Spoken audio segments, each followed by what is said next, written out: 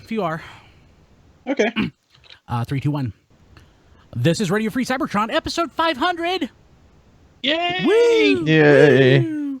Seems like just yesterday we were doing episode 499. $4.99, yeah. This is also our big year-end show where we go in and review the happenings and Transformers for the previous year.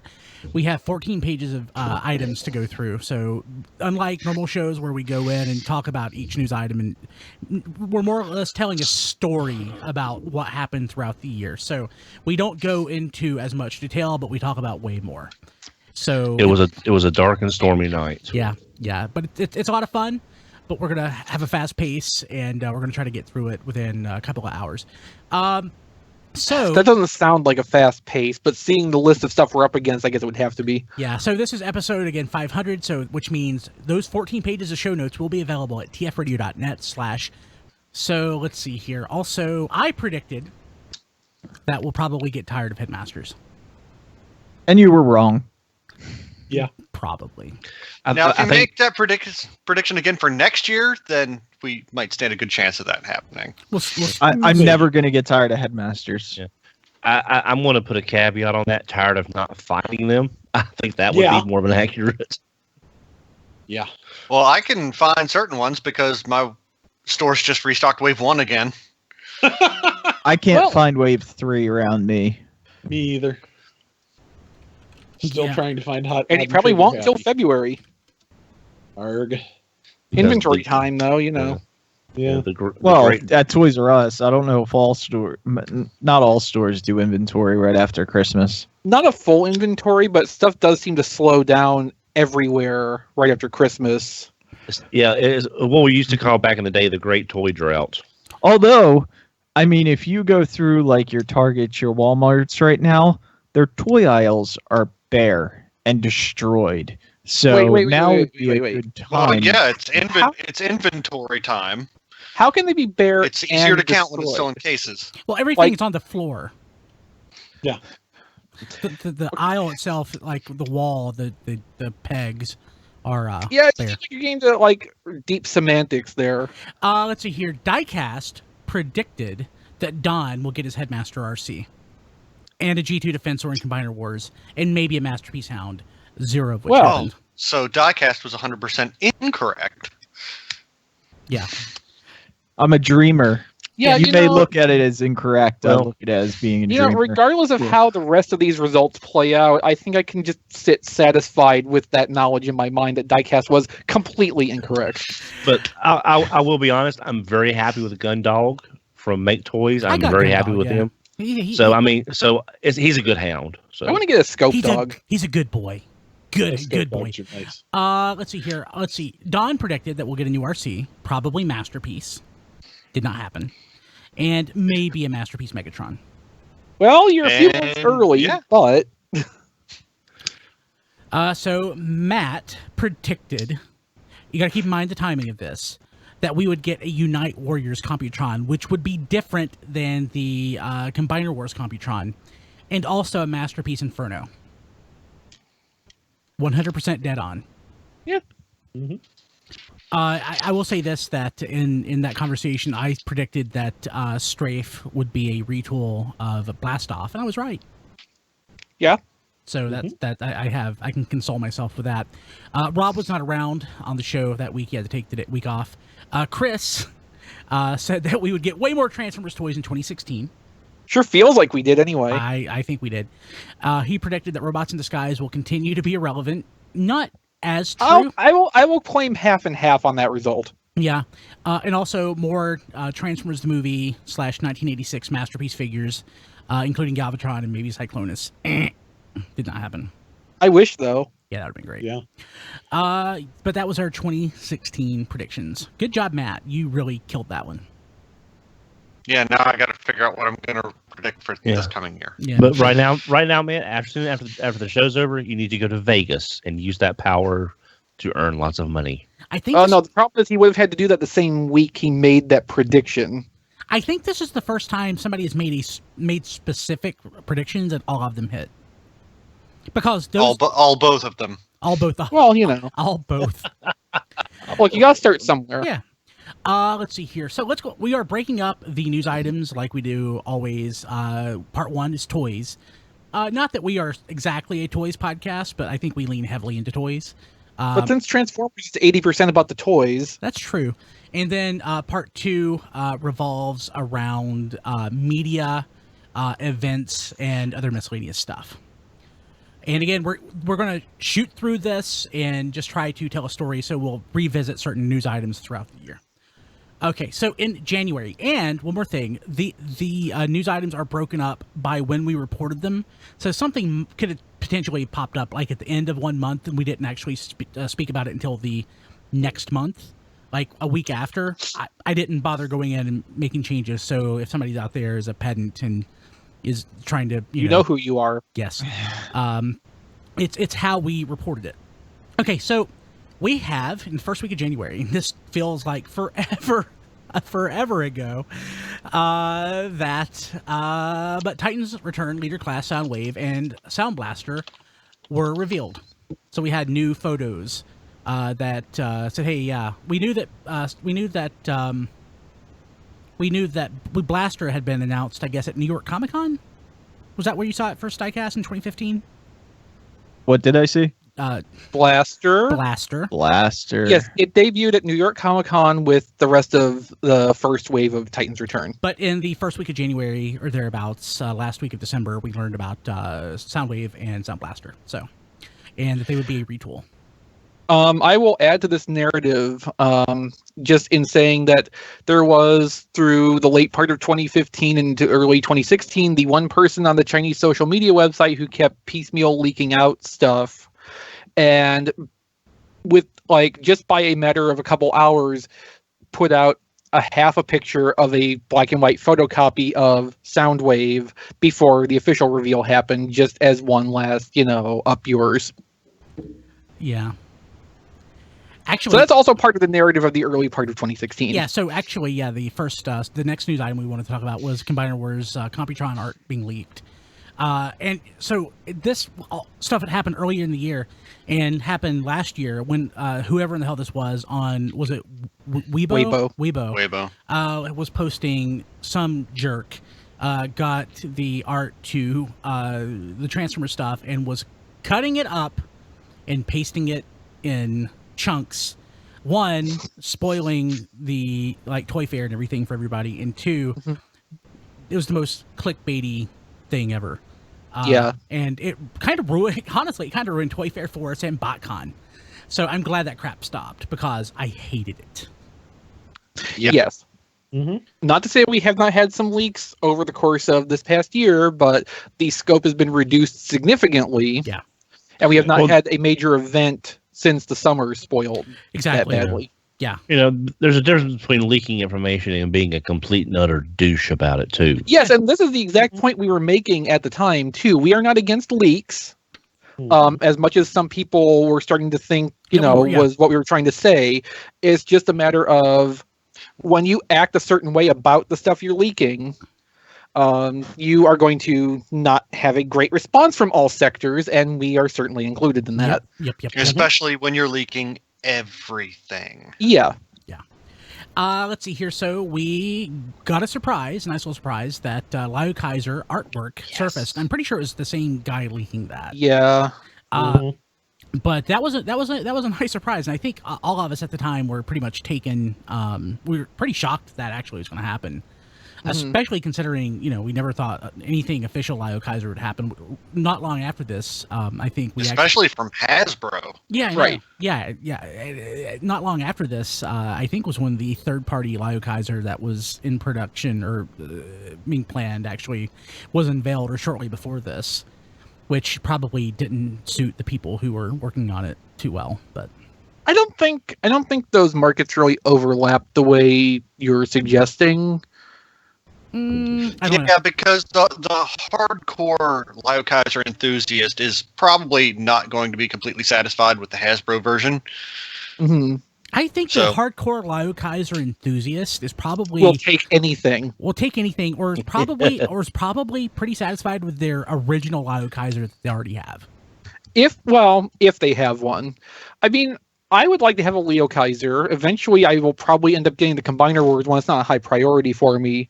But like the third party one, I would probably go to before a G1 one, even though I'd probably pay similar scales of pricing for either one, just because the third party one is something that is more will fit into the kind of collection I have. And you won't suffer from unnecessary gold plastic syndrome with Kill Bison. That's right. One of those is gold, isn't it? Kill Bison. Yeah. And also, you'll see that's just like me in the Fans Project Ryuo. That's why I'm getting that Dino King versus buying the one I saw at last BotCon, because I can't pay $1,400 for an instructor and 6 nice shells. You know, there was so I made a post on Allspark the other day, which kind of ties into this. It was more in reference to Transformers Junior Fortress Maximus, which is its own thing, not really worth getting into. But like some of that old stuff like that, it's desirable, but it's more at this point a novelty kind of thing for the collection. I would love to get an original like Guard City or Lio Kaiser set or something like that as a thing. Like, okay, I own this. That's pretty cool. There's not a lot of people who own this, but it would sit in its box or whatever I got it in on a shelf somewhere. It's not something I would like interact with or integrate into my main collection. Whereas a Combiner Wars, Battle Gaia, or Guard City, Unite Warriors, whatever, that's something I would be more inclined to make an active part of the collection I'm maintaining. Yeah. There's a difference in approach with that. Moving along, the more leaks. Titan's Return, Fortress Maximus, package art leak. Did we already know that we were getting a Fort Max at that point? I can't remember. Because it had turned up on that artwork that the Titan Wars artwork that showed up. That's at right. That John noticed. Yeah, that's right. Yeah, so we knew that this was specifically in reference to, well, this looks like it's going to be the Comic-Con version, and hey, guess what? It was. Let's see here. Okay, so a silhouette showed up of Unite Warriors Bruticus, featuring a suspiciously shuttle-shaped arm. And that's hard to say, isn't it? Yes, it is. I should have practiced that before I actually set up. Rob, did you write that headline or did I? I can't remember which one of us did this. That's a good question. It sounds like something I'd write, but we've written together for so long that doesn't mean too much. Yeah, I know, right? It's spelled correctly, so I'm assuming it was one of you guys, probably. It was XV. So it was. Yeah. Hey, good for me. I probably wrote that at the time, purposely knowing that the year-end show at the end of 2016, you would have to read that off and fumble it. Next item, Beast Wars 20th anniversary. Takaratomi plans take shape with a silhouette that looks like Masterpiece Optimus Primal. After that, we actually got about a week after a tiny little image of Unite Warriors Blast Off. So not only was it confirmed, we got a nice tiny little prototype image. Yeah, that was from that catalog leak that was kind of a bad thing that happened in Japan, because it's not just exclusive to us. Mm-hmm. Mm-hmm. And and I was so excited that we'd be getting an actual blast off instead of the US version using the I wish it had turned out a little bit better than who ended up getting Bruticus? I didn't. I did. Okay. I did. Okay, so but Matt buys everything, so that's not really surprising. Yeah. Anything with Combiner Unite in the title. Yeah. We got box art for Combiner Wars G2 Menasor. That seems like that was way longer ago than that, but I know, doesn't it? Yeah, there's so much happened this year. We got a full color image of MP30 Ratchet, which that was the first time that we actually got that in color, which was apparently to be released in April. We got, I'm going to delete that one. We got the box art for BotCon 2016's Dawn of the Predicus, which, and that was when we actually already knew that it was going to be basically all red at that point, right? Yeah, I think so. Yeah. I think it was just sort of nice seeing it it was in the same Combiner Wars gift set style versus your traditional, box that Fun Pub usually did. Yeah. Oh yeah. That was the thing that came as a surprise that it was a actual Combiner. It was in regular trade dress. Yeah. That was interesting. So more leaks. Titan's Return. Melvar, your video went away. You want to turn it up, leave it off? Hold on, give me 1 second. Okay. Carrie Fisher's mother just Yeah. So Poor Carrie Fisher. Yeah, it's awful. So as we're recording this, we found out that Carrie Fisher, who passed away, was it yesterday? Mm-hmm. Yeah. Her mother fell ill, and she also passed away. So it's been No. Yeah, Wow. 2016 has been terrible. Yeah. Oh my God. Yeah. Her mother died. Her mother died too. Mm-hmm. Yep. Probably Ah. from the stress of Carrie Fisher's death. Mm-hmm. Yep. Would not be surprised. Well, they were saying it was a stroke, so that would kind of follow. Yeah. Let's see here. So So that's our 2016 in review. yep. Let's see here. But more leaks occurred. Deluxe Mind Wipe and Scourge. And we got to see Voyager Alpha Trion and Chrome Dome's Titan Master. This again was about 2 weeks before Toy Fair. Yes. Not very happy with that. It was And 2 weeks before Toy Fair, and not even all the stuff that was in this batch of leaks was shown at Toy Fair. Yeah. Some of it didn't show up until BotCon. That's right. Yeah, so this was something that was a big topic of conversation pre-show with Don. Toy World's Ramjet unofficial potentially Masterpiece scale Seeker render popped up. So there have been some debate over the year as to which Masterpiece Seekers to get, the official Takara or these, considering that these are out of scale with the Takara. If you've already invested in the Takara Masterpieces, it's kind of a sunk cost, so... But I don't know if at that point that we knew what the actual size was going to be. Oh, no, of course we didn't. Yeah. So now February, we got new video and screen grabs showing off the prototype of Masterpiece Optimus Primal.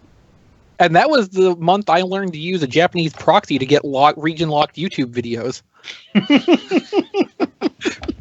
So you're using a VPN, I guess? Like what were you using? You remember?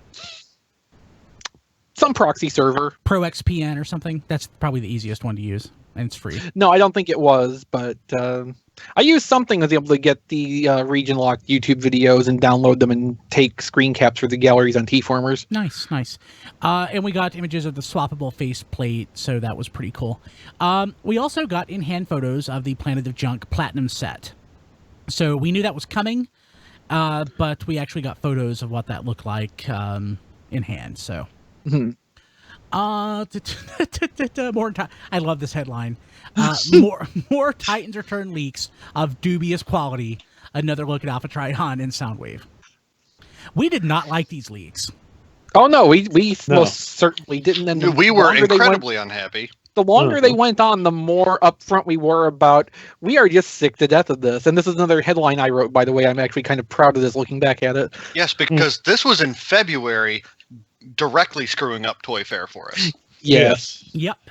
Well, and BotCon, as it turned out. And BotCon. Yeah. We got in-hand photos of Masterpiece Hot Rod, which again felt like it was later than this, but guess it wasn't. And once again, continuing the really, really bad Takara photo department pictures.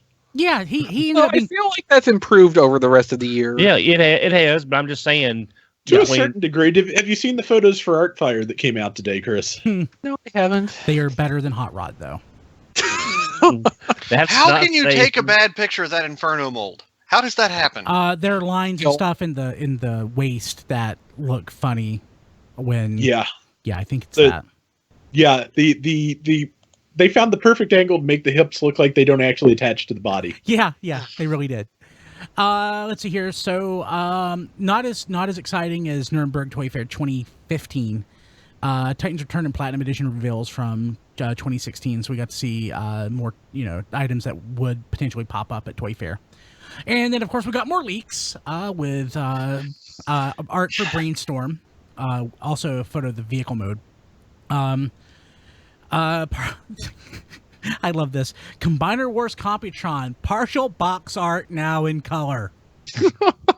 Oh, screw this guy. Yeah, I'm so the memories. Astro Train and information that Titans return Fortress Maximus to debut on Hasbro's official Instagram account. And I want to point out that in 2016, Hasbro really upped their game when it comes to social media. Yeah, I think probably the only positive thing to come out of that the leaks, the fact that Hasbro realized that they were going to have to get there first in front of a lot of this. Yeah, that it had to be a direct response to all those leaks happening. Probably. Let's see here. So we got a preview of the Transformers subscription service 5, and have those all of them already come out? None of them have come out. No, 5's the last one. So 4, we finished 4. Yeah. But don't these have to be out before like Tuesday? Apparently not. Like as long as all of the orders have been taken, they can't take any more orders for transfer. Yeah, as long as all the purchases have been made before the end of the year, fulfillment can continue beyond that point. Okay. See, that's what I was saying would probably happen. Everyone told me I was wrong. Well, they told you were about wrong. Something. Yeah. Yes, they were even saying like, if they have to, they'll ship you 3 at a time, in 2 batches in December or something to get all up by the end of the year. I think it changed partway through. That was like, okay, fine, just fulfill them as soon as you can. It doesn't have to be before the Transformers license runs out. Probably when they realized, okay, that's not going to be possible because it never is. They are still coming in 2 figures at once. Mm-hmm. And to be totally fair, shout out to FunPub for going ahead and making the arrangements necessary to make sure that the people who ordered their figures will get them. Yeah. And it's important. And I will go on record and say it is almost certainly not FunPub's fault that the fulfillment has been delayed, because that is probably a matter of the factory saying, "Oh yeah, we're producing this stuff first. You can wait. Your problems are not ours." I don't even remember until I just clicked that link again. I didn't even remember what was part of that set. Cybertron Medic. The only one I remember from that set without looking it up is Counterpunch. Yeah. Pretender Megatron. Yeah. With the Grand Max shell. Pretender Optimus. I still want both of those. Counterpunch Fractal. Paradron Medic, and what am I forgetting? Oh, Toxitron. That Swerve mold makes a surprisingly good little Optimus Prime. Yeah, it does. Yeah. Weird, isn't it? Mm-hmm. I bet there'll be so few of these. I bet this will be probably very expensive on the secondary market. I suspect Subscription you're Service right. 4 is. Yeah. I should have gotten But then that's a whole combiner set, so that kind of makes sense too. Yeah. Let's see here. Moving along. Unite Warriors Baldigus, we got official color photos. So Chris went in and did the sort of size comparison that he did a lot of in the previous year to figure out what the actual size of a Titan Master is. I was a little off, but not by a whole lot. It's way better than I would have done. It's fun to do that. I like doing those. Kind of like a proto toy detective thing. Yeah. Mm-hmm. We had some good investigative toy reporting this year. Yeah. I like doing that. Yeah. Well, see, Chris, we got the chance more often. the thing, Chris, is you were counting on there being paint on the figures, which probably threw off your estimations a little bit. Let's see here. So, Figure King magazine scan shows first signs of Takara Tomi's plans for Headmasters Legends, meaning, I guess, that they are going to diverge from the Hasbro. Yeah. Whatever I said. And that they were going, most of the deluxes were going to come with the Titan Master vehicles packed in. And paint. That seemed so weird at the time, and now it's just like, oh, okay. It's still kind of weird because some deluxes get them and some don't. Okay, the Blur ones and that Scourge did not. The ones that get them are the ones that were Headmasters in the show, which does not necessarily make a lot of sense, but it is at least an identifiable pattern. And also, as much as we disliked the deco of Takara Tomi's Brainstorm when we saw it, the little tractor vehicle it comes with looks pretty good in that blue. Yeah, that comes with bronze Titan Master vehicle, right? Yeah. Huh. So let's see here. Masterpiece Shockwave, toward the end of the month, new photos. I guess actually I got mine at BotCon or while I was at BotCon. Yeah. So that sounds about right. I did too. That unreleased G2 Sandstorm popped up on the Chinese auction site. Diecast, did you buy it? Possibly. I bought a lot of stuff last year from there. Oh, was it? Oh, so the same one. Whatever Diecast uses. Taobao. Yeah. But yeah, it's. We didn't even know that existed, right? As a that it actually got that. We knew about the character because from the art. Yeah, we had seen the art, but I think that might have been the first indication there had ever been a prototype made for it. Do we recall how much this went for? No. It went for a lot. You know, at the time, it was $3,000 US dollars at that point. Wow. Okay. Also, we got new photos of Retgar from Combiner Wars, which I actually forgot that even came out. New photos, which were a leak again. Again, the headline says Titans Return, new leak of Deluxe Brainstorm. Getting punchy there. MMC's. After a certain amount of time of reporting on leaks, often of the same thing in repeated, various stages of being leaked, it gets hard to come up with new titles. That's true. Oh yeah, I totally know. And MMC's Ocular Max Backdraft, not Inferno, figure images and early bird pricing. So, Inferno, was this the second or the first third-party Inferno? Backdraft? Ocular Max, I think was the first. Okay. No. It wasn't? No, I think he was the second or third. So we have Make Toys might have come first. Yeah, by a little bit. So we've had a history of third parties stumbling over each other, coming out with the same toys at the same time. But I think it got especially bad this year with non-combiners. But we'll go over that more later. Triple changers. Yeah. In March, new Masterpiece Optimus Primal images show color prototype, which were pulled from a Takara Tomy video. We got new photos of Masterpiece Ratchet, which would come out in a month after that. More photos of Retgar. And we got, God, I feel like this freaking came out. It came out before I moved. Yeah. It feels like it came out in 2015. But Combiner Wars Victorion official product photos, it came out right before I moved because that got shipped to the other house as I was packing to move to this house. So that was like May. Let's see here. New Hasbro trademark was discovered, which was Combiner Force, and we would learn about what that was later.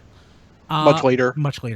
And I thought, again, timing. Did any of us actually ever guess what that was actually for? No, I don't think we did. Nope. Okay. Nope.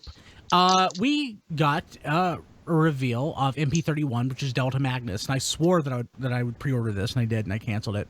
I finally did get it. Thank you, Amazon Japan, on clearance, and it was one of my favorite purchases all year. So let's see here. Legends Hardhead, Skullcruncher, and Galvatron. Photos of those popped up. In color in March.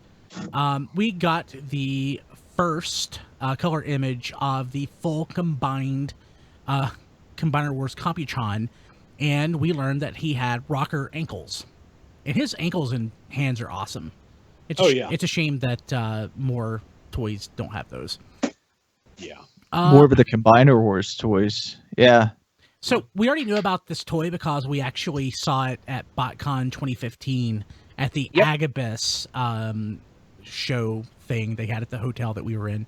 But we got new photos of Pandinus, which was the not Scorponok. And I think the only one of us that got that was Diecast, right? No, John did too. John got it? I think. I can't remember if John got it or not. I think John and I. I know he got it. I know he got Utopia. I'm staring at it right now. Do you like it? Slowly. Pandinus? Yeah, sure. He's great. He's I don't know, expensive. Yeah. That's such an enthusiastic recommendation. Yeah, sure. I like it. It's expensive. No, I mean, look, the honeymoon is gone. Like, how many months ago was that? Well, from when it came out, probably about 5. So here's the deal. It's magical when you open it, right? Yeah. That magic fades over time. Does the magic fade faster when it breaks one of your fingers when you're trying to transform it? That probably doesn't help. The $500 hit on my checking account, that never fades. So yeah, didn't you sell your Hercules set to buy Utopia the year before? Yeah, I did. Like over the last year and a half, I did the grand third-party combiner swap out of my collection, where I cast those guys out for obvious reasons. I converted them into other things. So this is a break from the actual schedule. I don't know if anybody cares, but I just got a press release from Hasbro 15 minutes ago about Earth Wars, which we've been getting a lot of those, but about Starsaber and Deathsaurus. So, being in the game.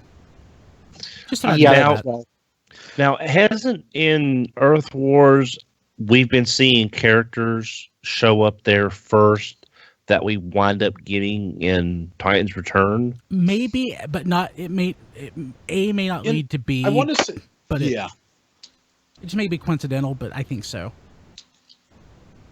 I mean, obviously, when they have something that's going to be a toy, they're going to want to promote it in as many channels as possible. But at the same time, they're not exclusively only putting toy stuff in the game. Exactly. Exactly. Yep. Plus, with this being I think this year was the Headmaster's anniversary in Japan, and next year would be Master Force. So that wouldn't be Starsaber yet. No, but I'm saying if they want to get something in the line to be used in the U.S. during next year, and then they would be reusing it for the Victory anniversary, possibly. Yeah, I don't think they. I could be wrong, but I don't think they really care about the. Yeah, probably not. Victory. Well, it's kind of hard to say that because, I mean, we've gotten little nods to it in Generations, and the design team at Hasbro now knows, like, yeah, the collector market's a big part of what we're doing, and they know about this, and they care about it to one extent or another. Hence, we have a Lio Kaiser exclusive combiner set. We're getting our second character representing Black Shadow from Victory in the coming year. It's small, but it is there, and it's proceeding at a cautious pace. Am I going to get a Die Atlas soon? I hope so, because I would like to have a Die Atlas also. Yeah. What about Sky Gary? I mean, I could take or leave a Sky Gary. I'd like it if it was a recolor of Combiner Wars Skylinks. But like Die Atlas could be a good recolor / retool of that Sky Shadow body. Could be. Let's see here. So next item we have the Collectors Club shows Huff, the only human RC, and Rodimus figures. Are those out, or those are still pre-ordered? No, those are still pre-ordered. I would like to have those, but the shipping. I know what you mean. Yeah.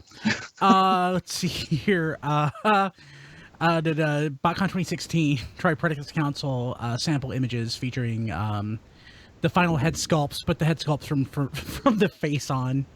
Not well, in all but Ravage's case, that's fine. Yeah. Mm-hmm. Yeah. I don't think Ravage was one of the ones that was in this batch of samples, was it? It was just the 3 actual Tri-Predicus members. Yeah. Poor Ravage. Yes, and who was that? The Antoine Lewis posted the tribute video for the 500th episode today. Antoine's awesome. One of the frames that was in that was the side-on shot of Tigatron's head. Same thing. I laughed out loud when I saw Shining Magnus, though. That and the Tigatron head kind of got me when I watched that. Literally laughed out loud. That was great. I retweeted that from our Twitter. I'll save it. I'll share it from our Facebook as well. Just don't let me forget. But photos of MP11 and R Ramjet. New images of the first Conehead, which I got, and I'm going to buy no more. He's not hey, Matt, how many of those are you in for so far? Oh, the Coneheads? He's in all the way. Hmm. All the way. Perfection Series RMX01 Jaguar Premium Edition Ocular Max. Not Ravage. He's super premium, but he's also fiddly. I know a lot of people went gaga over that toy. It's okay. I mean, yeah, it looked interesting enough. When I found out it was like the size of an actual regular audio cassette, and not micro cassette scale, that kind of put me off a little bit. It comes with an actual cassette box, which is awesome. Yeah, that's neat. But like, just the size kind of makes it awkward to me. And what I don't like is that his torso, or whatever you want to call it, the trunk, doesn't have like a preferred state that it wants to be in. Okay, that ruins it for me. Can't do it. He stays in cassette mode. So let's see here. The BotCon 2016 attendee figure revealed as Pterosaur. More Victorion photos popped up in mid-March. Actually, I guess late March. Deluxe Groove. We found photos of that in Toys R Us Taiwan. So that led us to believe that potentially we might be getting a Deluxe Groove here. Yeah, I mean, that was the first indication of that existing in any kind of Hasbro packaging. Mm-hmm. First look at Titans Return Ravage. Boo. Galvatron and G2 Bruticus. Oh yeah, that was from the Hasbro fan event in Australia. Actually, was it? Yeah, that was one. That was one of the Hasbro Australia did a few things with the Ozformers group like that to let the fan community get like hands on and publicize the upcoming toys a little bit. Is that the one where the was Ozformers posted the news and nobody believed it? Or was that the year before? Might have been the year before, because I can't think off the top of my head what that actually was. It was Platinum Triptychon, I think. Oh yeah, that was from Australia's Toy Fair, where the Ozformers representative was talking to somebody and got to see a list of stuff and was relating that information. Yeah, that was the year before, when interesting things were on a list and people kind of didn't believe it, and then it was true. Yeah, I feel bad for those guys. Oh yeah, absolutely. I think I feel really bad for those guys because they got a good exclusive news item and nobody bought it. So let's see here. Hisashi Yuki shared the master scale chart, basically leading from the Brain Master. That was the correct term, right? For Star Saber's little dude, yeah. All the way up through. Actually, that would be Alpha Trion for Ultra Magnus. And that's actually the G1 Haikyuu? Yeah, it is. Yeah. Was the Hasbro version like bright white like that, or was that just the Takara version? Because I don't remember. I thought mine was gray. I never had a G1 Power Master Optimus Prime, so I couldn't tell you. Okay. I want to say the white was that bright, but I can't say for certain. Yeah. But yeah, so basically, the Brain Master that comes with the Masterpiece Star Saber, teeny tiny, all the way up through Alpha Trion and Minimus Ambus, which are not teeny tiny, but not as big as you would think. Like half the size of a Legends? Yeah, pretty much. We got the first in-hand look at Masterpiece Shockwave. We learned that to celebrate the 20th anniversary of Beast Wars, Takara would be reissuing Rat Trap, the Rat Trap figure from a few years ago. Rhinox, the Generations molds for Rat Trap, Rhinox, and Waspinator. Yeah. And I believe they all had subtly different paint jobs in the previous releases. They did. Did they? I didn't pick them up. And I think these were primarily released via Tokyo Toy Show. Mm-hmm. They're pretty expensive now. And we learned Hasbro was doing nothing. No, we didn't learn that for sure until BotCon. Oh. Yeah, which we're almost to. Let's see here. Make Toys Product Expo showed off Pandinus, Vulcan, Hotspot, and Contact Shot. So yeah, Vulcan was their hotspot analog. Yeah, I missed that, the AKA part. Yeah. Unique. I won't contact shots so it's bad. so nice looking, isn't it? It is. I love it, and I'm glad it's my favorite Autobot Target Master. So I need to go back and just get all the remaster figures that I don't have, which means I would need to get the hard head, definitely. I skipped it, of course, because of Cupola being so damn big, but it's still really pretty. Unique Toys, Sworder, unofficial MP scale, Sandstorm prototype. Don, didn't you get that, or you wanted that? I've got him. I just have not tackled him yet because he's got a lot. Haven't you had that since the summer? Yeah, he's had it for months. I've had it about 3. I've had it about 3 months. It's in the to open pile. I mean, Don, I know you don't have like a ton of free time, but man, it'd just kill me to have something in package that long without touching it. Well, I haven't opened up the visualizer since Brian and I got them at TFCon in Charlotte. I opened them up, but I haven't transformed them. They're just... Okay, yeah, same here. It's just I don't want to open up everything, then I'll be bored. I'll probably die before I get through everything, which was a question that our buddy again, Cat Max Gaming, asked on Twitter. What's in your backlog? Everything is in my backlog. Well, better than being in your backwash. Oh god. April. First images of Unite Warriors Computron confirmed drastic difference from leaked Hasbro version, and Matt was Yes, I believe this broke while we were at BotCon. Yep. I love it when stuff breaks at BotCon. Yeah. Because I remember sitting in the hotel room at 5 a.m, posting this on T-Formers, even though technically I didn't have to because I was at the convention and not needing to be on news duty that day. Usual news duty. The year before, Masterpiece. Yeah, BotCon Primal, happened at the same time as Tokyo Toy Show. Yeah, Masterpiece Primal and Ironhide showed up. So that was fun. And that began a 3 or 4 month debate among everybody that I knew and on the fandom on which one are you going to get, Hasbro versus Takara, and the correct answer is both. Yeah. Let's see here. Yeah, both. We got pre-order information for LG31 Legends Fortress Maximus. Combiner Wars Deluxe Groove. We got in-hand photos. This was a promotional version of the toy, so this wasn't like this. Yeah, this was from the Taiwan batch. Yeah, we were kind of hedging our bets because we were, thinking it would be a Mayhem thing, but I'm pretty sure that story got posted before BotCon where that was confirmed. Yeah. And so the only thing we knew for sure is that it was being used for a promotion in Taiwan.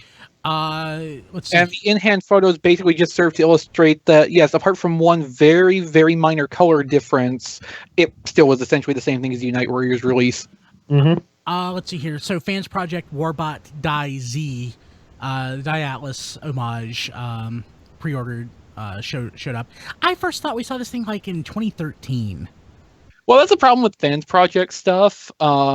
The prototype very well might have been shown in 2013 and then sat, idle for 2 years, being developed and or produced before we get to the point of having color pictures and actual order information. Because that happened with the Function X series more than a couple times. Wasn't this already on clearance at Christmas? Yeah, possibly. I thought it was. Also, I remember seeing the prototype in Charlotte at TFCon. Okay, there you go. It was colored too. It was in color. Was it painted though? Probably. I do not think so, actually. Really? I remember seeing pictures of an unpainted but normal plastic colors one. What might have been on clearance over Christmas could have been the Diabattles colored version of this toy, which I believe they released first. Ah, okay, makes sense. Yeah. So speculation that Inferno would potentially become the next Autobot car to be released in Masterpiece form turned out to be true. We got more photos. Subscription service 5 toys in the Collectors Club magazine in April. We got photos of Machine Robo, Bike Robo, and Drill Rod and pre-orders in April. No, that was a nice surprise. Yeah, that was because we had seen prototypes of those, I think, in like late 2014, and nothing happened with those for a while forever. Yeah, I was afraid to be another Master Asia where you got prototypes and you'll never see them for God knows how many years. You know what the worst part of the whole Master Asia thing was? Like, yeah, it eventually came out. and then it went directly to clearance. I bought one when it went to clearance, and the figure was not even all that engaging once I finally got it. I forgot until you mentioned Master Asia just now that I even owned it. Yeah. Yeah, because I got them for like $13 from CD Japan. Yeah, I think I did the same thing you did. I don't remember. I think one of us told the other about that. Don's favorite toy ever, maybe not. The X9's Leah. Well, it's got to be up there, right? Legend Scale unofficial RC. We got color samples of that. I don't have one of those. Lord Scorpion, Iron Factory's not Scorponok. Pre-order went up. I canceled my pre-order like I think everybody else.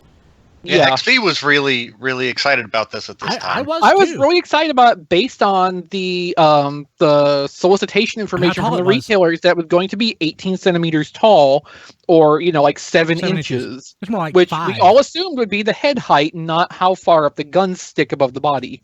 Yeah. Yeah. I'm just glad we found out for sure before I had to pay for it. And one of our favorite types of news items from 2016, a huge Titans Return leak. Voyager Optimus Prime and Megatron Deluxe Getaway, Hot Rod, and Six Shot. Yeah. I'm trying to think.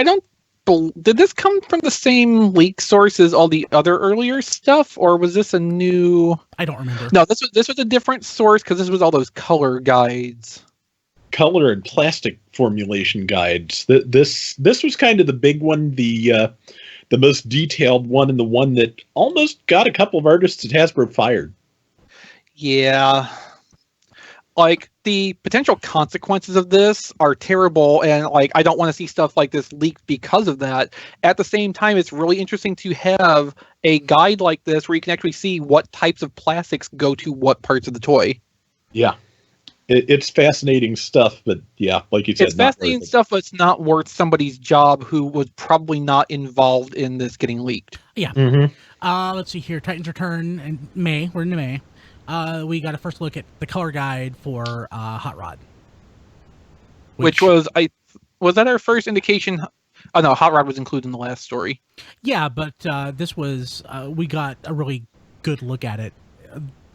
And the color it was the first look at the actual toy. The previous round of leaks did not have a picture of the Hot Rod toy.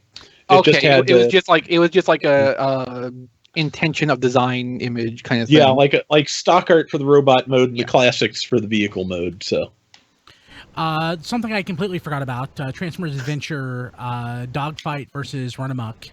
The Million Publishing Hero X figure images. I completely forgot these things came out, even though I have them. Matt got them too. I know that. Yep. This is one of the things where it made me sad that there wasn't going to be a BotCon anymore, because after getting the $60 Go Shooter in 2015, I was kind of looking forward to, okay, I'll just, pick up this set on the cheap at a convention. Yeah. So the question about backlog, these are still in my backlog. These have not been opened yet. You need a good home, Kilby. Generation Cyber Battalion figures to be Universal Studios exclusive. Now, these were the Legends figures that were scaled up, or they looked that way at least, right? Yeah, it was the figures that are heavily styled after the Legends figures of various origins, but are, in fact, of course, new molds, because he's not here. Literally scaling something up like that is impractical. He's not here. Yeah, that's true. He's not here to ask, but I think Rob Springer may have picked this up when he went to Universal. I mean, if I was there and could pick one up at the store and not to deal with any extra cost, I'd get one just to have it. So, I mean... Yeah. Titans Return... So, again, May seems like it was way later than this, but I didn't get these toys until after I moved, and I moved in May. Titans Return Leader Class Blaster in-hand photos. So, yeah, that was only, 7 months ago? That popped up in May. So, Toy World announced a not Masterpiece Optimus Prime figure. Did this come out, or is this still coming out? Didn't we talk about this a couple weeks ago? Yeah, it's still coming out. Why? For some reason. Allegedly, it's still coming out. It's still on the books. So unnecessary. We got photos of full color photos of TFC Toys Hades which is they're not Lio Kaiser set. Don, did you get this, or is this out yet? Yes. No, it's out. It's completed and done. You like it? I have. It's in the well, half of them are open and in limb mode. The other half I need to put into limb mode and form Lio Kaiser. You never combined him yet? Not yet. Again, it's in the pile. It's in the pile. It's in my pile of loot that I have to. But I mean, the full set of this did come out before even like the Asian release of Combiner Wars Lio Kaiser, right? Yeah. It was. Yeah, the last two came out fairly quick compared to the rest of the waves. Let's see here. So we found out that Takara at least was doing something about Beast Wars 20th anniversary, because the next masterpiece figure, Beast Wars masterpiece figure, would be Cheetor. And dang, with the new photos we got recently, it looks good. Oh, he does. Oh yeah, it's any hesitation I had on Primal sort of evaporated once I got him in hand. I had no hesitation on Cheetor. Yeah. Now, has that ever been confirmed if that was pushed back till the end of January or the end of February? The last information I had was that the release has been changed to February. Because I haven't seen anything confirming that. My pre-order is still showing.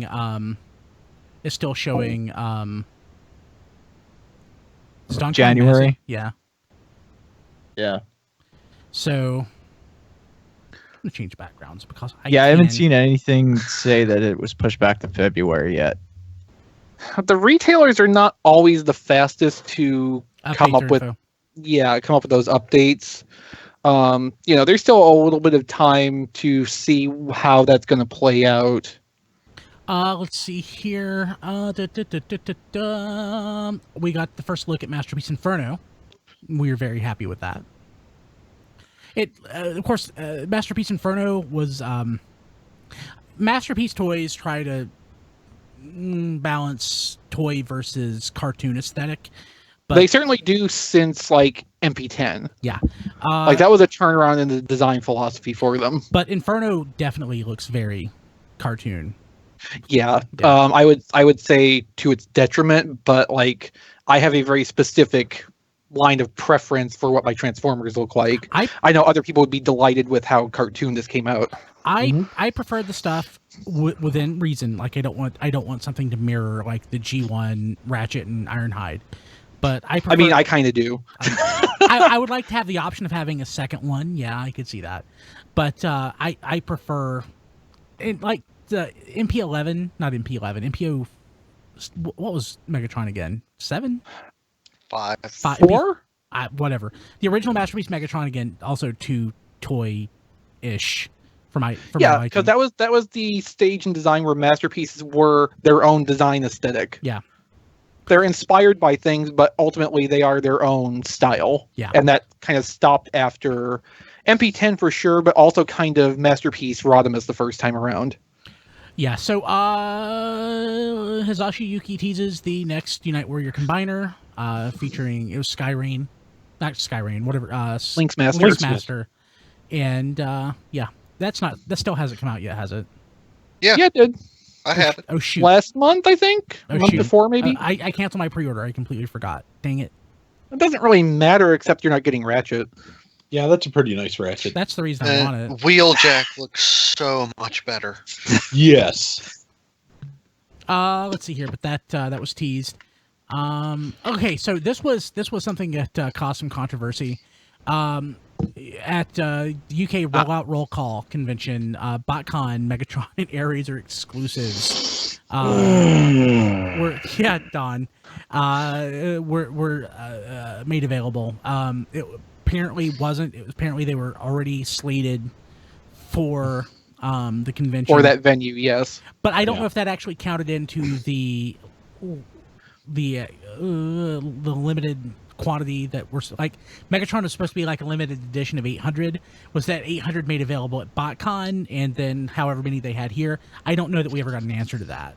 Yeah, the math on that has always been fuzzy, but math isn't an exact science, Don. I mean, it's more of an art. Math is an art.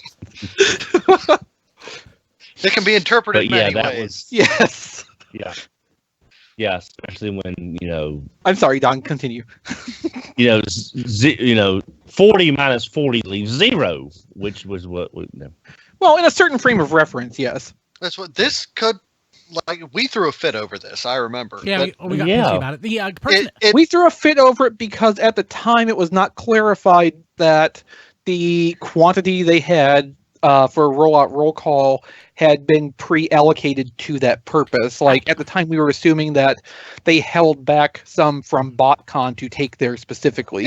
And at the time, I brought it up, this all could have been avoided if they had simply called it a Collectors Club exclusive and not a BotCon exclusive that was not offered exclusively at BotCon. True, and the Ozformer story that I mentioned a few minutes ago, I think, indicates how at least U.S.-centric that we've been in the past.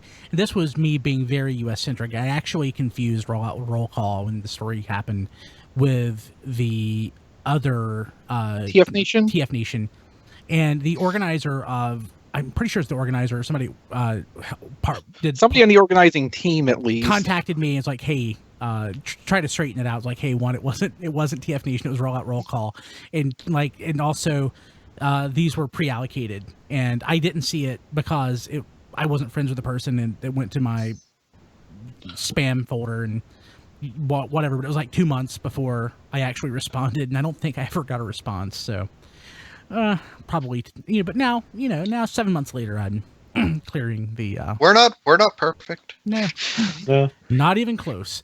Let's see here. MMC's Carnifex. We got new photos of that. Still never picked that up. Probably should. I was really excited for this until I saw that it was more IDW than.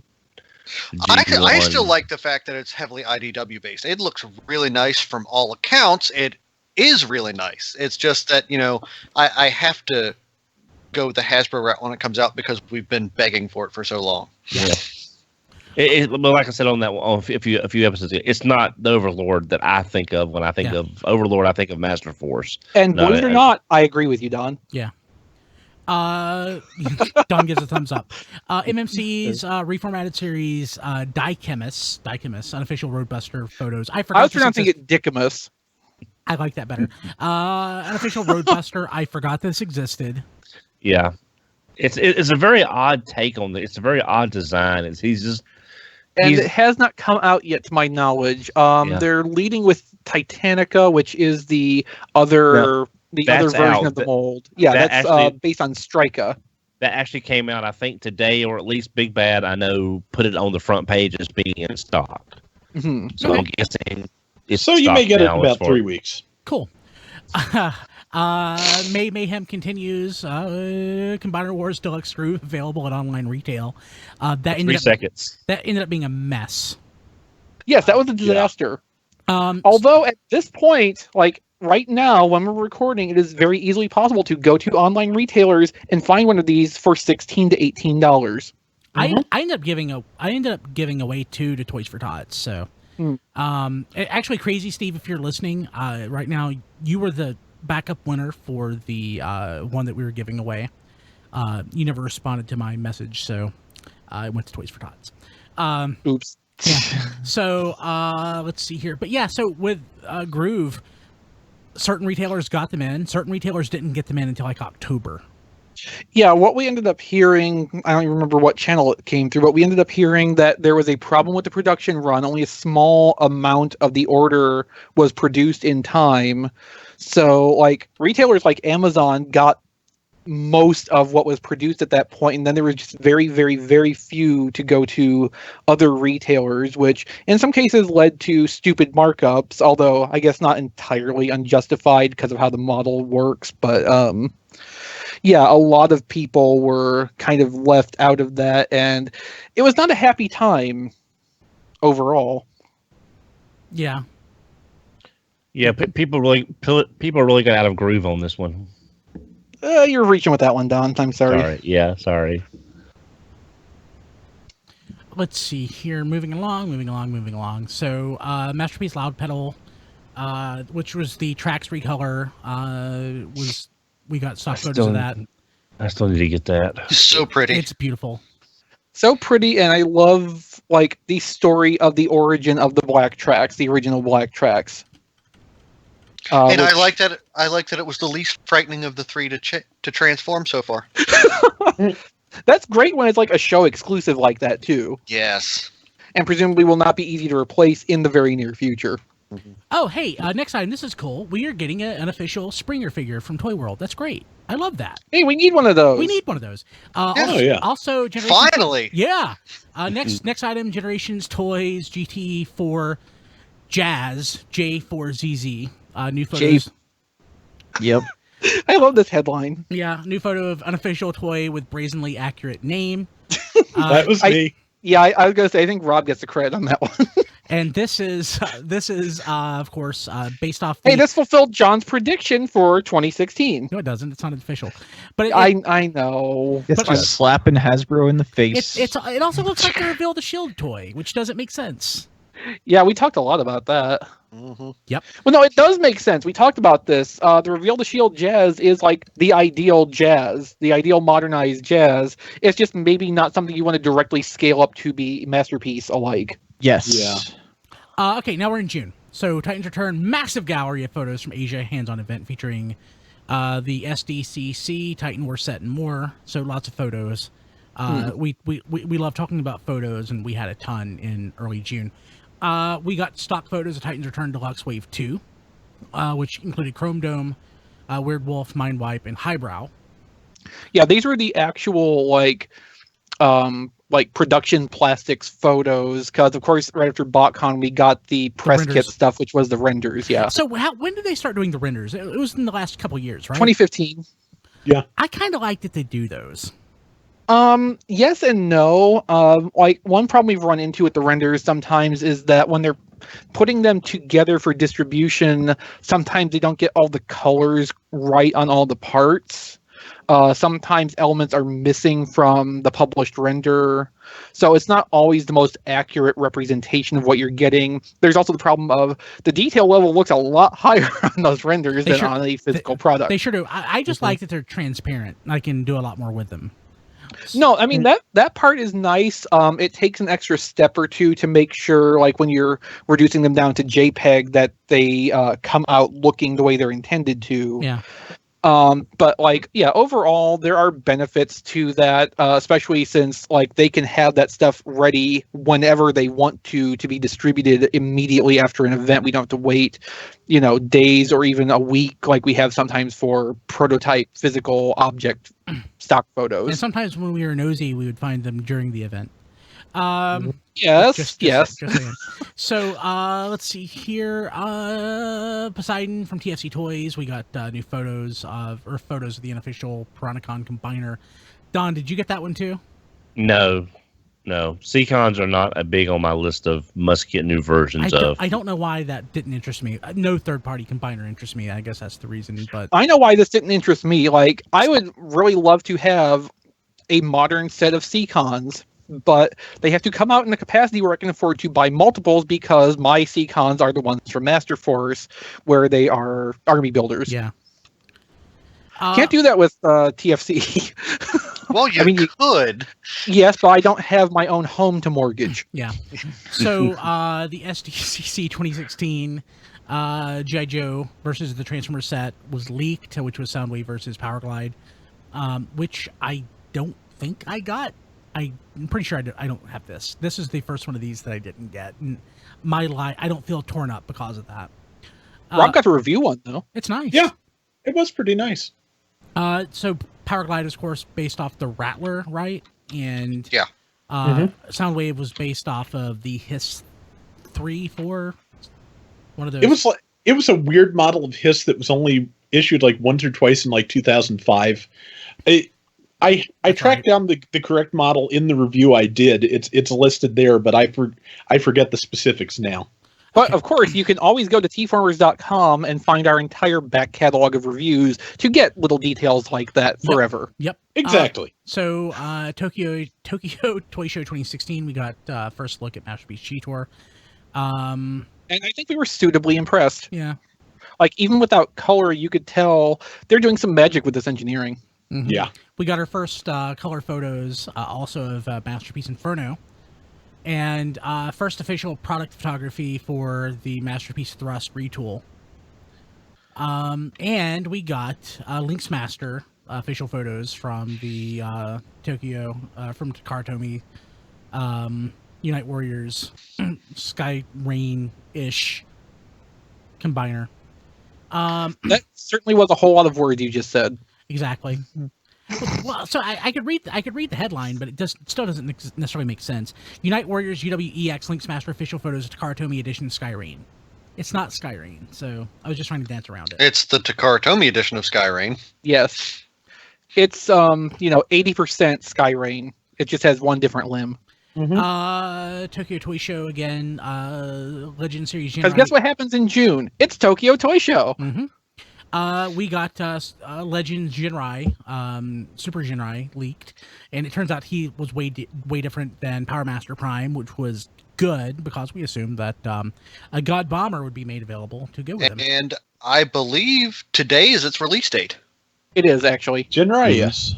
Oh, sweet. So shipping to me. Remember in the old days of BotCon when on Saturday there would be the presentation and the slideshow, and no photography was allowed. So basically the presentation where Super Ginrai debuted was the same kind of idea, but somebody took pictures anyway. And that's how we got to see it for the first time. And then Hisashi Yuki, who was Takara Tomy's representative on Twitter primarily at the time, was making unhappy comments about that having happened. Yeah. Because people kept tagging him in tweets about it because, of course, Don't poke the bear. Yep. Exactly! Yes. And then eventually Hisashi Yuki had to go away and we were all sad. Hey guys, guess what? What's up? We're an hour and 15 minutes into the show, and we're halfway through the show notes. So we're trekking toward a 2.5-hour show. So I don't know, the We're scroll bar halfway looks, through the toys show notes, Brian. no, all the way through. the scroll bar looks rather farther up than halfway to me, It's Brian. about- Yeah. I would say we're about a third of the way through. Okay, well, Uh-huh. there's a lot of the stuff we're just not going to talk about, though. We'll get to it. Well, so Then far, why we've is talked it about still in the almost- show notes? Yeah, so far we've talked about like all but 3 things that were in the show notes when we started. No. So, like, on the next page, there's a third of it that I'm just going to mention. Like, I'm just going to point people to the show notes. You'll see it. You'll see it. Let's see here. Going back to this, we have... Also for our audio listeners, I just want to mention that Don has Massey in his lap and is tempting fate horribly. So listen for the scream coming soon. In 2014, the 2014 year in review began with a Massey attack. Let's see if we can have a Massey attack halfway through.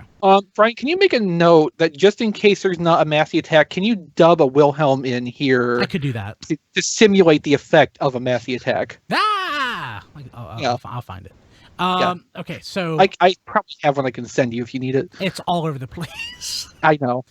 Let's see here. What else we have? The leaked Super Ginrai. Then we have the Takara Tomy display featuring Unite Warriors Legend Series, Diaclone reboot, and more. That'll be in the show notes. Just if you want to see what's in there, go click on it. Toy World Blues, unofficial Jazz Masterpiece scale prototype figures. Okay, I don't know if this one actually came out. I don't think so. I don't know that it Toy ever... World seems to be good at that from what we're seeing. It's not out yet. Is it? It's still coming out? I would assume so. Of the 3 or so that we saw, this was my least favorite one. Well, now actually, there's been 4. If you count the Hova, that never materialized. Which we haven't seen anything out of in like 2 years, Don. Yeah, I don't think we want to exactly. count vaporware. Yeah, That was so- only ever a CG render anyway. It was a really nicely rendered CG image where it was hard to tell that it was not an actual product. By Massey. And but yeah, like that kind of falls under our rule of if there is not like an actual thing to see, we kind of don't talk about it. Right. Yeah, but that they kept saying it's coming out. It's coming out. It's coming Everybody out. says We that. still Diecast, they're not haven't gonna- seen it. Diecast, the company is not going to put out a render of something and say, well, here's this. It's never going to come out. Well, no, I mean even like 2 years later, they were saying it's still coming out. I mean, I haven't checked lately, but as of the last don't time I buy cared, everybody else's. Keep waiting for ours. I Yeah, think exactly. once I saw the Make Toys one, I was like, okay, that's the one I'm getting. So Yeah. Let's see here. SDCC 2016. First look at Fortress Maximus with Master Sword. Who got that? Did any of you guys? I did. You got it?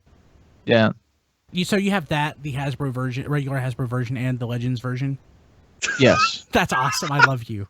I'm so... Have you ever like put them together and taken a picture of all three of them? No. Do that. Yeah, at some point when you have a few minutes to spare, just like set them up together, because that's kind of a neat thing, honestly. I guess. Yeah. Do I see two of them in the background right now? Yeah, you do. Awesome. Okay, let's see here. Masterpiece Inferno photos and figure King magazine. I'm mentioning this because it shows how the ladder transforms, and that was blowing people's minds. It still blows my mind. Yeah, it's pretty awesome. Not too long after this, we actually got a video demonstration of how that worked too, and it was even more amazing seeing it in motion. And having, it's pretty awesome. And it's not like clunky. It's really fluid and just makes sense. It's strange.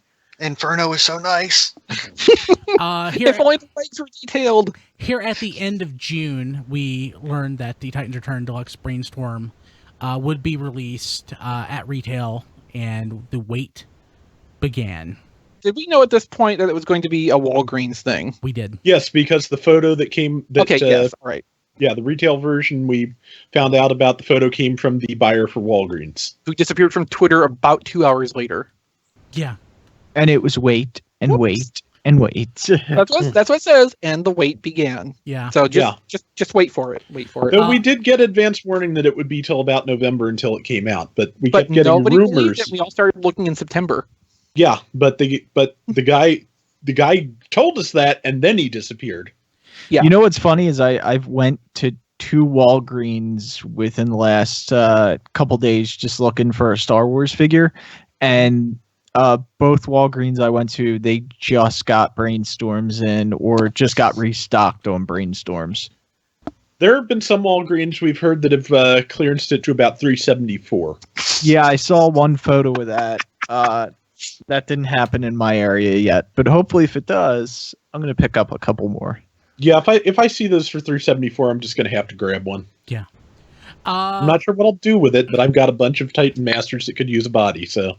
We got July starts, and we got the release schedule for several Legends figures, including Takara Legends figures, including Super Ginrai, Soundwave, Brainstorm, and Astro Treen, slated for November and December.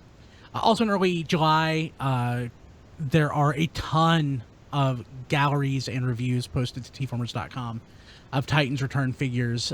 Those will be in the show notes with links directly to them, but there are a ton. Yes, July is when, after being teased about these things since the previous BotCon, we finally started getting our hands on some damn toys. Yep. And they were worth the wait, most of them. Oh, yeah, absolutely. The Generations Lio Kaiser Combiner set cross-sell image that we saw at BotCon, we got a better look at it, but we still didn't know if it was going to be branded Combiner Wars or Platinum. Didn't it end up being both, or is it just... Yes. Yeah. Yes. Iron Factory reveals, I forgot all about this, the Legend Scale 6-shot. I forgot this was a thing. Even though I think we mentioned it recently. But that was revealed. So let's see here. At SDCC 2016, photos from the Hasbro display with release details for Lio Kaiser. The Toys R Us Robots in Disguise exclusives with Stasis Pod. That happened. That came and went surprisingly fast, actually. Yeah. That Stasis Pod set. Yeah, I was at Toys R Us the other day, and there's still a shelf tag for it, but like there are none there. I never would have expected it to sell that quick with yet another Bumblebee and yet another Steeljaw. I have to assume they probably made like 12 of them. Yeah. Well, if that's the case, 4 of them are at my Toys R Us because they've been there sitting in the same spot since they came in. Not a one is sold. I mean, there's not a huge investment in making a set like that because I don't think the Bumblebee or Steeljaw were changed from their individual releases. The extra weapons, I think, were all reused accessories from other toys. The only new component is the Stasis Pod, and it's just a plastic shell. We need more Stasis Pods. Yeah. that's probably one of the most boring exclusives I have ever seen them pump out that I can think of. I'd rather get that's a bold statement, though. The Retgar set with classics Rodimus and Retgar is a slightly more interesting set than that. Yeah, I mean, you're not wrong about that, but like in a situation where there was not a ton of other toys that I would prioritize first, I would probably have liked to pick up that Stasis Pod set, largely for the fact that it has the Stasis Pod. Yeah. But like that $40 can go to a lot of other things I would rather have more. Yeah. Mm-hmm. I'll be honest, if they had included maybe a strong arm repaint as kind of like Smallfoot, I think if they had just done like upscale decos on those figures, that would have helped a lot too. Yeah, a strong arm with better paint in particular would have been a good choice too. Steel Jaw too. Steel Jaw's missing a lot of detail. Go ahead and change subjects, Kilby. So for people not watching the video, Don is halfway through his bottle of Pepsi Max / Pepsi Zero Sugar, which is... So was that full when we started? Yes. No, it wasn't. It was close. Well, he was also nursing a bowl of coffee when we were starting too. So this, I drank a whole. So I mentioned that I was working on this and other stuff yesterday morning. I got up at 6:30 and drank a pot of coffee, and it literally had me going until like 2:00 this morning. Yeah, when a cup of coffee just isn't enough, you get a bowl. It was so you probably if anybody drinks coffee or looks at Amazon or Facebook, Amazon, they try to push this brand of coffee called Death Wish coffee. And I never really thought about it being that highly caffeinated. And it's not that it's so highly caffeinated, but when you drink a pot of it, it works pretty good. So like Rob mentioned, November would be the date that Walgreens exclusive Brainstorm was slated to hit. We learned that at San Diego Comic-Con. We got photos of fans' toys, Sovereign, which was the Masterpiece scale. The unofficial Galvatron. The one to go for, I guess, because it's between this DX9 and Toy World. This is what most people are saying would be the one to get. This one still isn't out yet, right? I can't remember. Which one is it again? Fans Toys Galvatron. Do we have it yet, Diecast? Yeah, no, it's supposed to be out in January. But that was the one to get, right? Supposedly. I mean, DX9s came out about a year more than a year ago. So, I mean, that was the first one out of the gate, and a lot of people just got that because there was no other. I mean, DX9 does do a good job, and there was no other Galvatron in sight at that time. But yeah, I mean, Fans Toys I'm getting that one too, and that's probably going to be the one to get. I think Fans Toys also made a few alterations to the design after their early renders came out. That's right, and yes. They got some feedback. Actually, speaking of Fans Toys, the one that I think most of you guys were excited about was Phoenix, which is the unofficial Masterpiece Skyfire. Well, we were excited to talk about it for a really specific reason. Kronos. Yeah, it'll be nice to have a good third-party Skyfire. Oh yeah, definitely. What he's like $280 or something like that. He's expensive. It better be. He's also really big. Yeah, $250, I think. Yeah, he's good. Maybe $240. Yeah, something like that. But he's going to be worth it. More so than Kronos. Yeah. And I am supposed to get a prototype of it, so I will be reviewing it and have it on Roku. Heck yeah. Roku. Okay, so August hits Cybertron Con 2016. We got photos of 6-shot with all modes, including. We were excited about this. We were so excited about this. Is that when we learned he had a submarine mode, or was that at another point in time? Yeah, this was when a slide labeled it as a submarine mode. Love it. Love it, love it, love it, love it, love it, love it, love it. And that's why you don't hold a submarine upside down. Yep. If they would have just called it a battleship, everything would have been fine. We got subscription service 4.0 figure photos of Thunder Mayhem combined. Matt, you're the only. You and John, I guess, both have this. Yes. I do. Do you like it? Yeah. I think Matt's the wrong person to ask this question, though. Yeah. So, John, how do you feel about it? About Thunder Mayhem, he's fine. I like the team a lot. And Thunder Mayhem is a nice bonus, I guess. Yeah, fair enough. Yeah. I would still like to get the 5 are nose. great. He sure is a combiner with Thunderwing's head. With Thunderwing's head. The Ocular Max PS07 artifacts, the not hoist figure, we get images and details and pricing. Another one of those that I guess the third-party companies are sort of stumbling across themselves on. But it looks good, and their stuff tends to be good. So, actually, and speaking of sort of stumbling over each other, the next item is MMC's Ocular Max, again, their Trailbreaker figure, which makes sense that would be up at the same time, basically. Yeah. With Hoist. Photos of that showed up. We got photos of Make Toys Cross Dimension Despotron, which is their alternate take on Megatron. Like Cybertronian style designs. Yeah, I don't think this one is already out, right? Because of course the other one, the normal Despotron is out, but I don't think this one got quite the traction that. Again, because of the fact that we complained at third party that they aren't original, but when they're original, nobody buys it.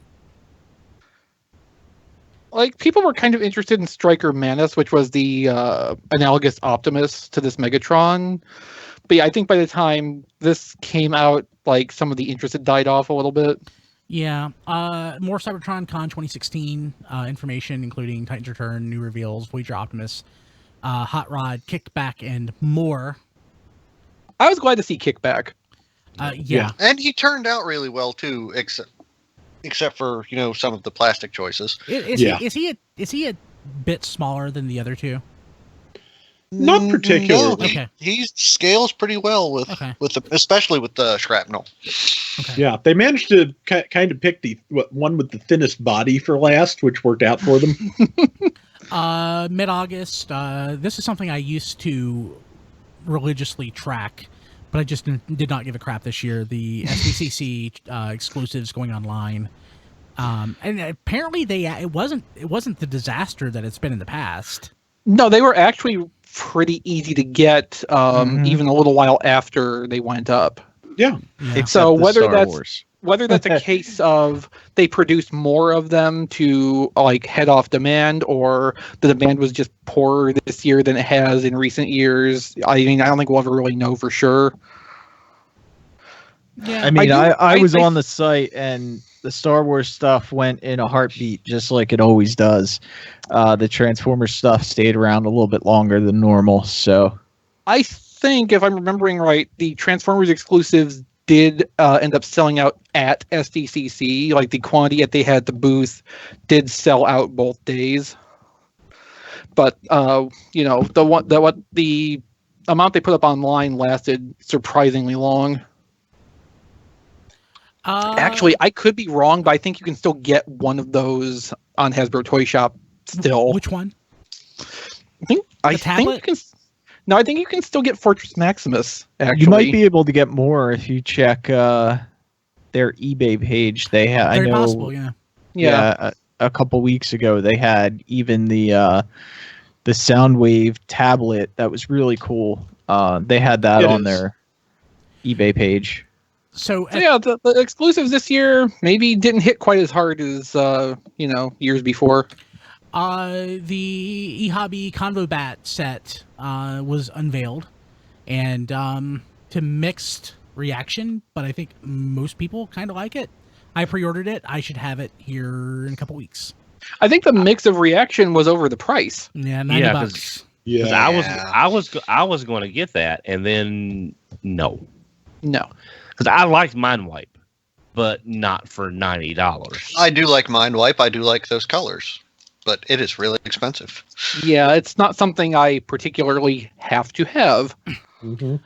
Hey, if you have to have a Masterpiece style third-party not Springer, hey. Oh, well, we have good news. Oh, We're going to get another one. So it's Alan from Unique Toys, which is awesome because that's going to join the one from Toy World. So that's two. That's pretty cool.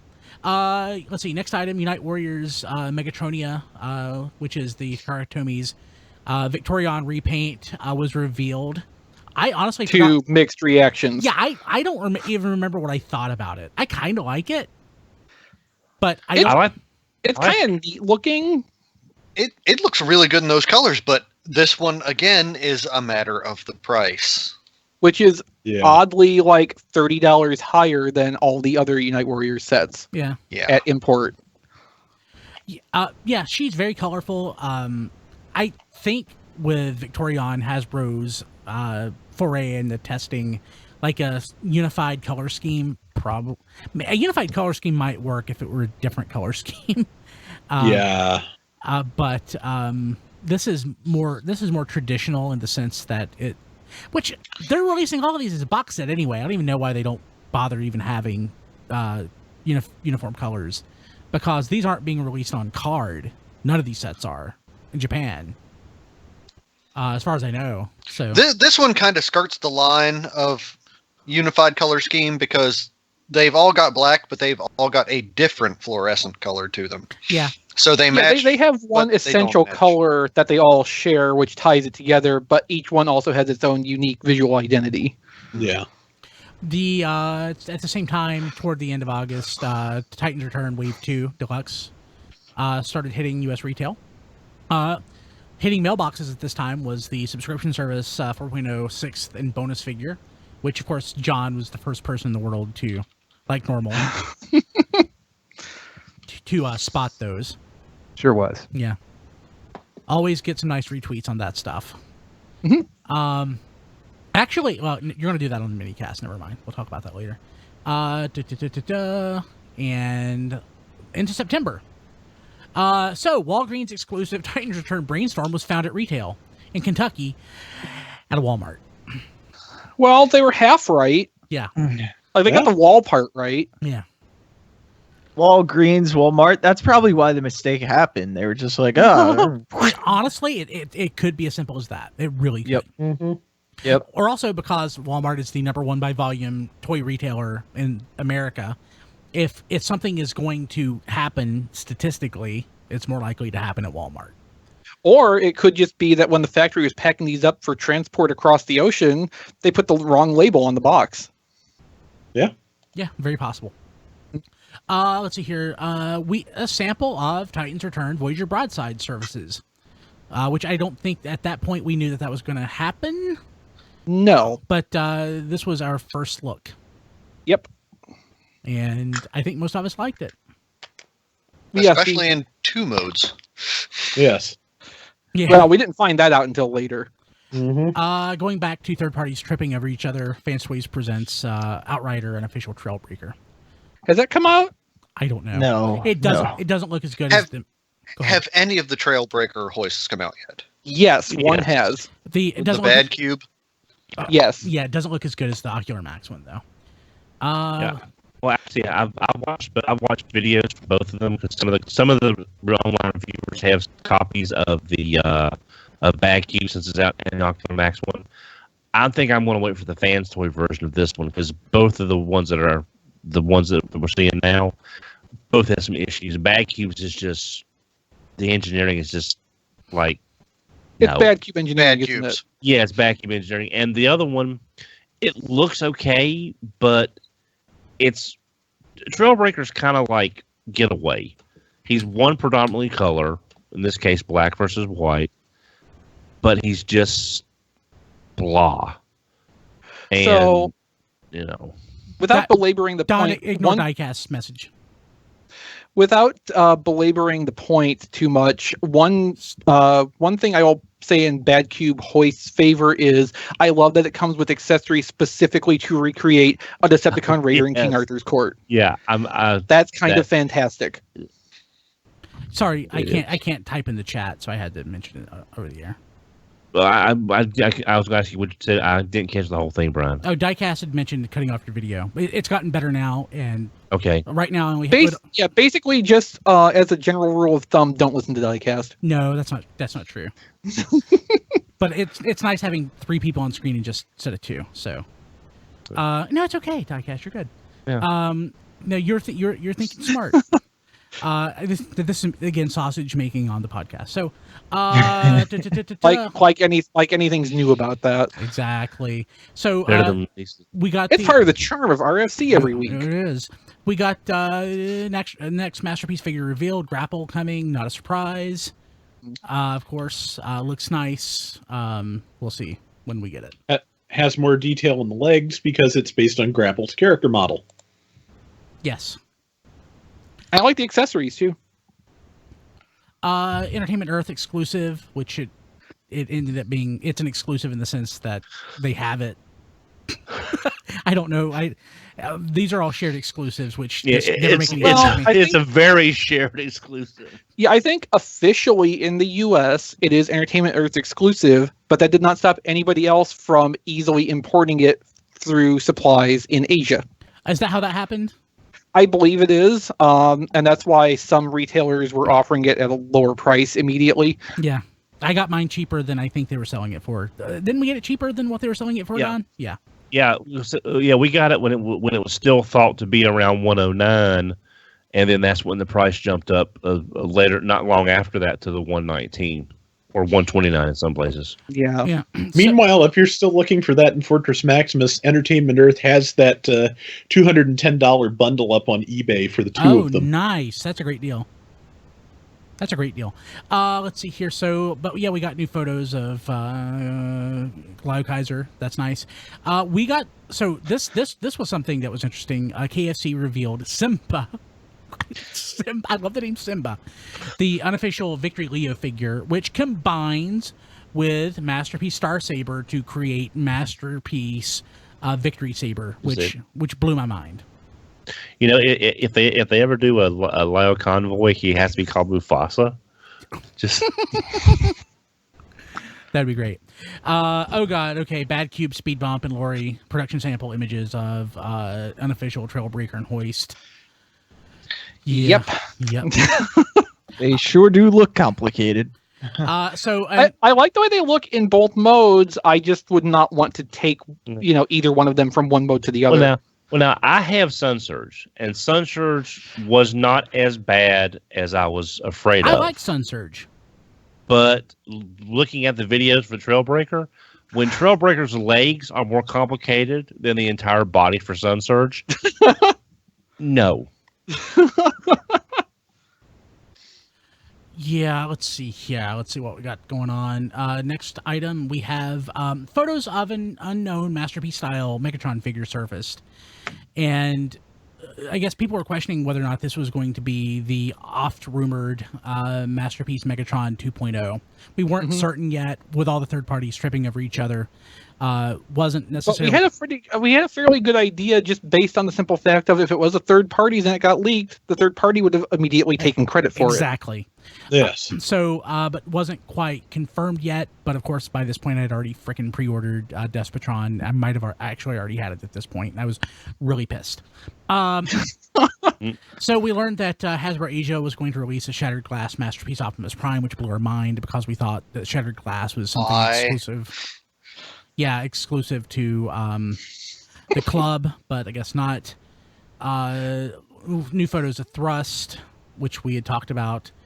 We got new in-hand photos, or in-package photos of Titans Return Deluxe Wave 3, which I still haven't actually gotten yet. Yeah, one thing I was really excited about, though, was the Transformers Adventure Jeffrey Prime, which was available from Toys R Us Japan. I have that thing, and I love it. It's still on the card, though. I forgot that was a thing that existed myself. Okay. So, MMC's reformatted R18 Anubis, which was the TFCon Chicago exclusive unofficial Death's Head-like remold. Yes, I've heard about this. It was Death's Head 2 that... But yeah, this isn't Death's Head 2, Don, so sorry. Did anybody get this? Death's Head 2? No. Anubis. You'd have this, right? Diecast? Which one is it? The MMC reformatted R18 TFCon Chicago exclusive Death's Head figure. The recolor of Jaegertron. Oh yeah, this one right here. Yep. XV-like maneuver right there. He just pulled it out of his butt, basically. That's awesome. But yeah, I didn't get it. Not super interested. Okay, so this was cool. Fans Hobby Master Builder MB01 and MB02 third-party group shows off unofficial Repugnus and Double Cross figures. I need that. I need that Repugnus. Because at least you're doing different stuff.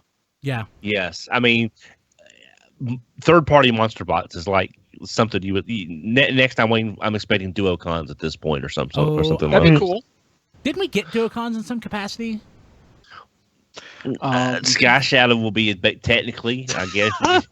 Well, I'm thinking of whatever was BotCon or club exclusive. Yeah, we got Battle Trap and a BotCon set out off of the Springer mold. Yeah, that's right. No honest duocon. Yeah, which I think Matt was trying to mug people for that Battle Trap mold there for a while. Diecast got one super cheap, didn't you? To the make a deal thing. Oh yeah. Got it for like $15. What was it missing? You completed it, I thought. You don't have the sword, do you? Yeah, I think it was the sword that was missing. Yeah, I think so. That's not a big deal. Yeah, that's easy enough to replace. Just get a cheap Springer and paint the handguard. Yep. So, also toward the end of September, Legend Series Fortress Maximus sound chip contents revealed. So, for those who have it, were you disappointed with the sound chip, or do you like it? I mean, I kept my pre-order because of what was on the sound chip. Were you disappointed when you got it? Okay, good.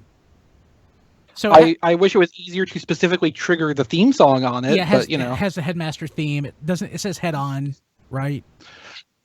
Hang on. I was hoping. I was kind of hoping that it would be a matter of just holding down the button like it is apparently on the SDCC Fortress Maximus to get the extra sound. Yeah. But apparently it is not the case. I've tried. That doesn't work.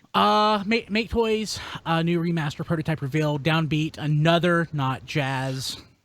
But that seems to be the good one, though. I thought. Yeah, that looks like that's the one unless they announce MP Jazz before that comes out.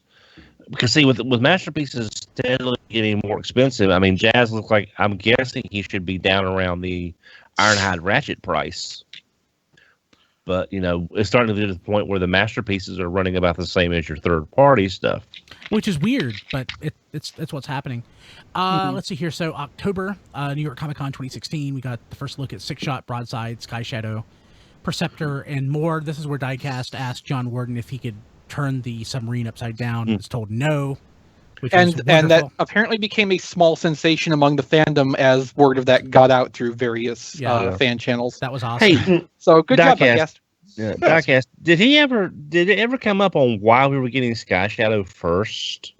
I mean, did we ever hear why that was coming out as Sky Shadow and not as Overlord? I mean, if you look at it, they're doing it with all the characters. I mean, look at the triple changer Optimus Prime and Megatron. They're clearly Blitzwing and Octane, and we're getting the basically the retooled mold first. And the same thing happened with Sentinel Prime and Astro Train. Yeah. I mean, they know they have to reuse these molds. They know that one character choice is going to be far more desirable, and so you make them wait. Yeah, basically, and if it's a new mold, it's going to sell people better. Wanting to get the new mold immediately when it comes out, regardless of deco, and then still picking up the preferred character when that comes out afterward. Yep. Yeah. I think that's actually really smart. Yeah. Mm-hmm. I think probably what made our year, Titans Return Legends Sharkticon in-hand photos. Yes. So wonderful. Yeah. You have like 50 of them. I have 2 coming from on the way from ages 3 and up. So I have 1. Yeah. I think I have for 10, now. I think. Our buddy Trent Troop started building or creating through Shapeways upgrade kits to swap out faces on Titan Masters, and he hit a milestone of 100 at this point, and those are really awesome, so I would Google those. Have you seen some of the other stuff he's been doing lately? Like he's figured out how to make buildable kits for slightly more complicated objects. So right now he's doing like updated style Breastmaster partners for the Lio Kaiser set. I haven't little been paying attention. Animals that turned weapons. That's awesome. Yeah. Mm-hmm. That's awesome. Yeah. So look for his Shapeways store. There's a lot of good stuff on there. Forge. Okay. Let's see here. So we learned that there's going to be a 10th anniversary series of reissues for the Transformers movie coming from Takara Tomy, which I don't know that anybody really cares. But if you have nostalgia, I mean, if you're somebody 10 years of live action movies. I mean, I know that makes me feel old and sad. I mean, and they're using the Return of Optimus, the Revenge of the Fallen Optimus Prime, which is really the best one. Yeah. But I would have liked to have seen a reissue of the first Optimus, which is not a bad one. all of our ages range from mid-30s to Don's 45, 46. 46. So most of us, of course, became fans in G1. Chris became a fan with G2. I think Rob. I'm special. I think Rob actually didn't you not get into Transformers until later? No, I was in, and then I came back around the time of Armada. Okay, but if you're a younger fan, and we have listeners who are in their teens and 20s, so if Don't tell me that just makes me feel bad. Yep, sorry, but if you have nostalgia for the stuff, I mean, hell, back in the mid 90s when I was trying to find G1 stuff, it seemed like hard because it seemed like it was forever ago, and it was 10 years. People in their 20s are experiencing that right now. So if you want to get your hands on these movie toys, this may be your best option. It's sort of weird though, Brian. We haven't seen, because the 07 movie gave us that Night Watch Prime that looks so good in those colors, and we really haven't seen that on a mold since then. I forgot about that. The only thing that really stuck out to me with the first movie was Barricade. I love Barricade. I think Barricade. No, Don's right. Those Night Watch colors were really nice. Yeah, I mean, it doesn't stick out for me personally. Let's see here. So during a panel at New York Comic Con 2016, the Hasbro design team showed off a leg of Trypticon. It's a big leg. It is. Big it's a leg. very big leg.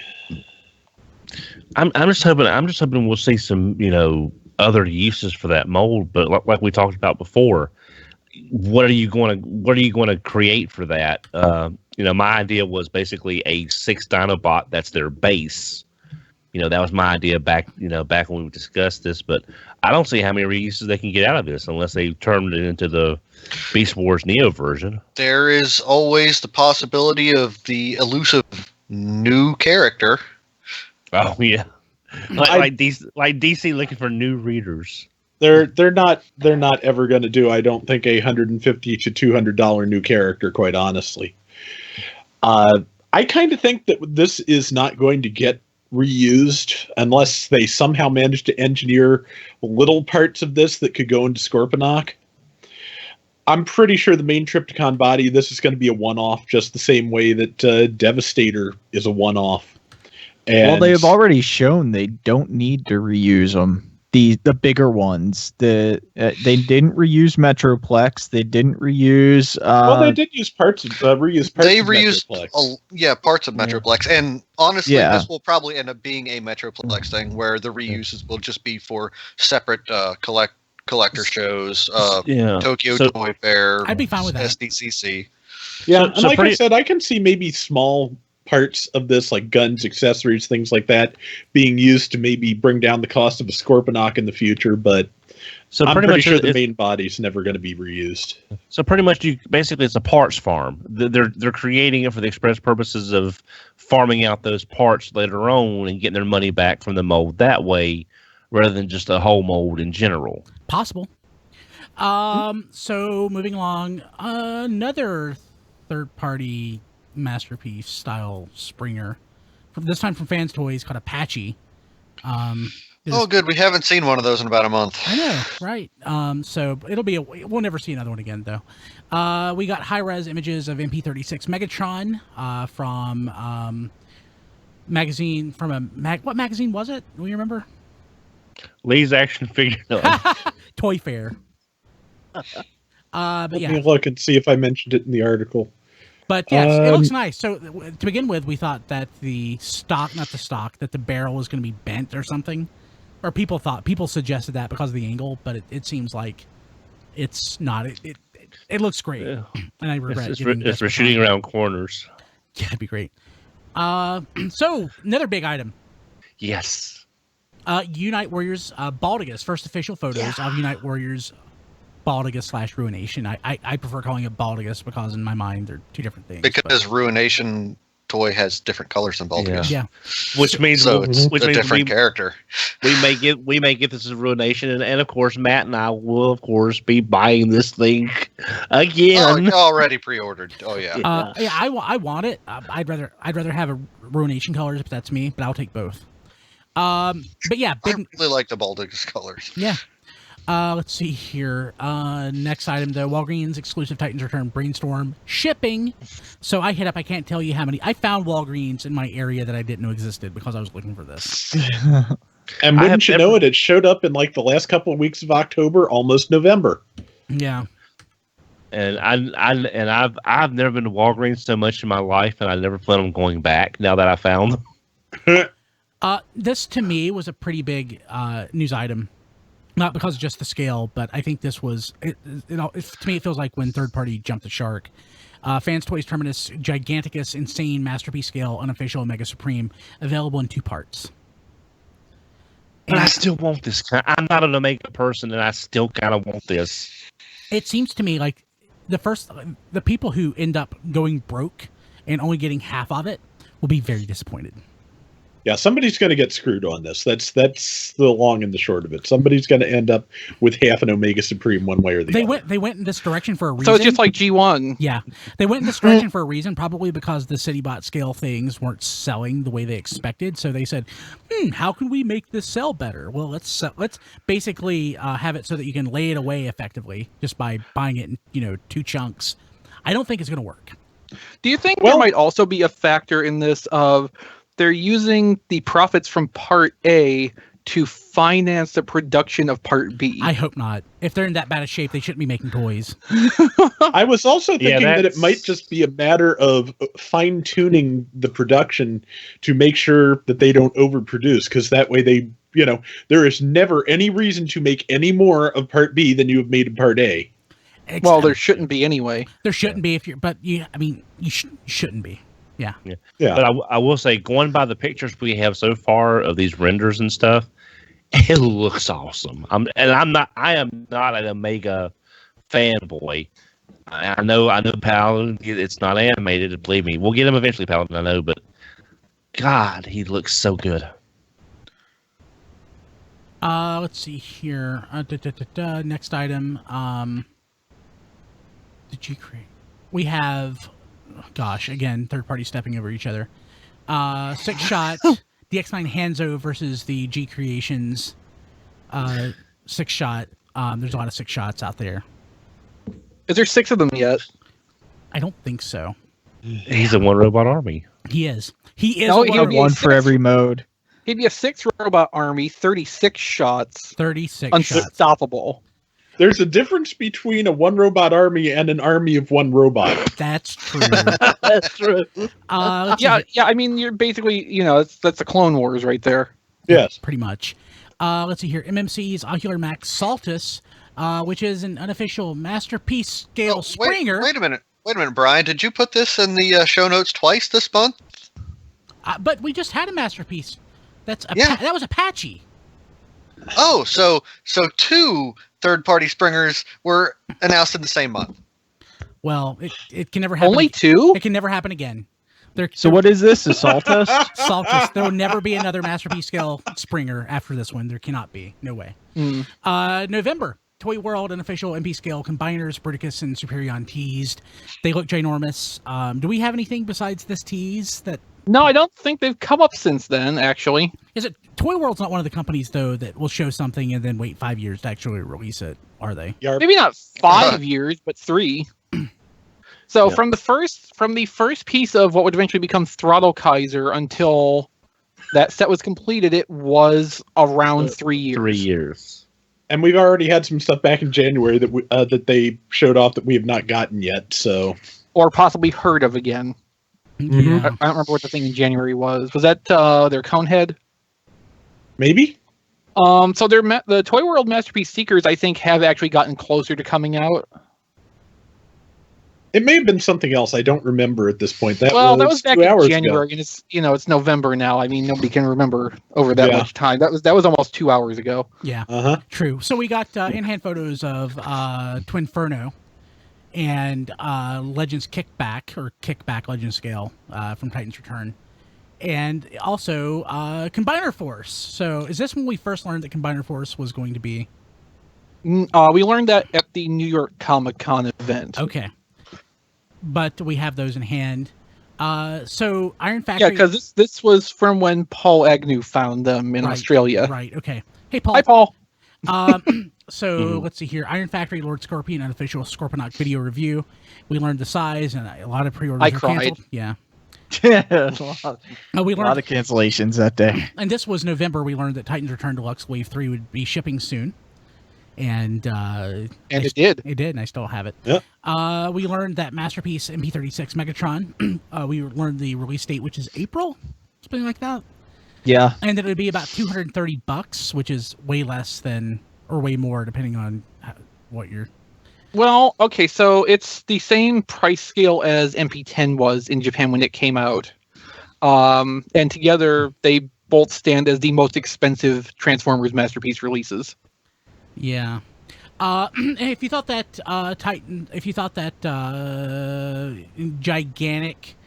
The Fans Toys Omega Supreme. Yeah, it was dumb. Because, that actually exists as two different things, as the train and the rocket.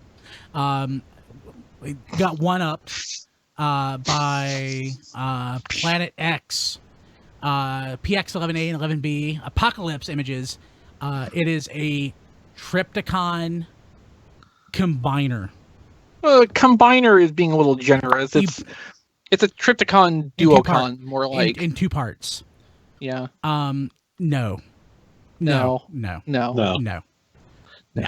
I'm surprised they even I'm did confused. it I thought Trypticon was announced before Omega Supreme. I thought it was too. It's not. If it was, we mentioned it in the show a month after then. This is for when the pre-orders went up. There may have been promo images, like rendered promo images, that came up before Omega Supreme, which did not fall into the year in review list, apparently. And last item in November, Open Play presents their unofficial MP scale Springer. Huh. This is like 5 Springers. Yes, it says so right here. Yes. Wait, For the record, which this Springer MP is this? number 5. The 5th one. Open Play.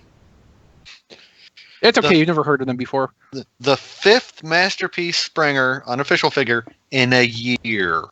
Yeah. Yep. Yeah. This kind of needs to stop. Yeah. I remember when it was almost a scandal that there was 2 Devastators at the same time.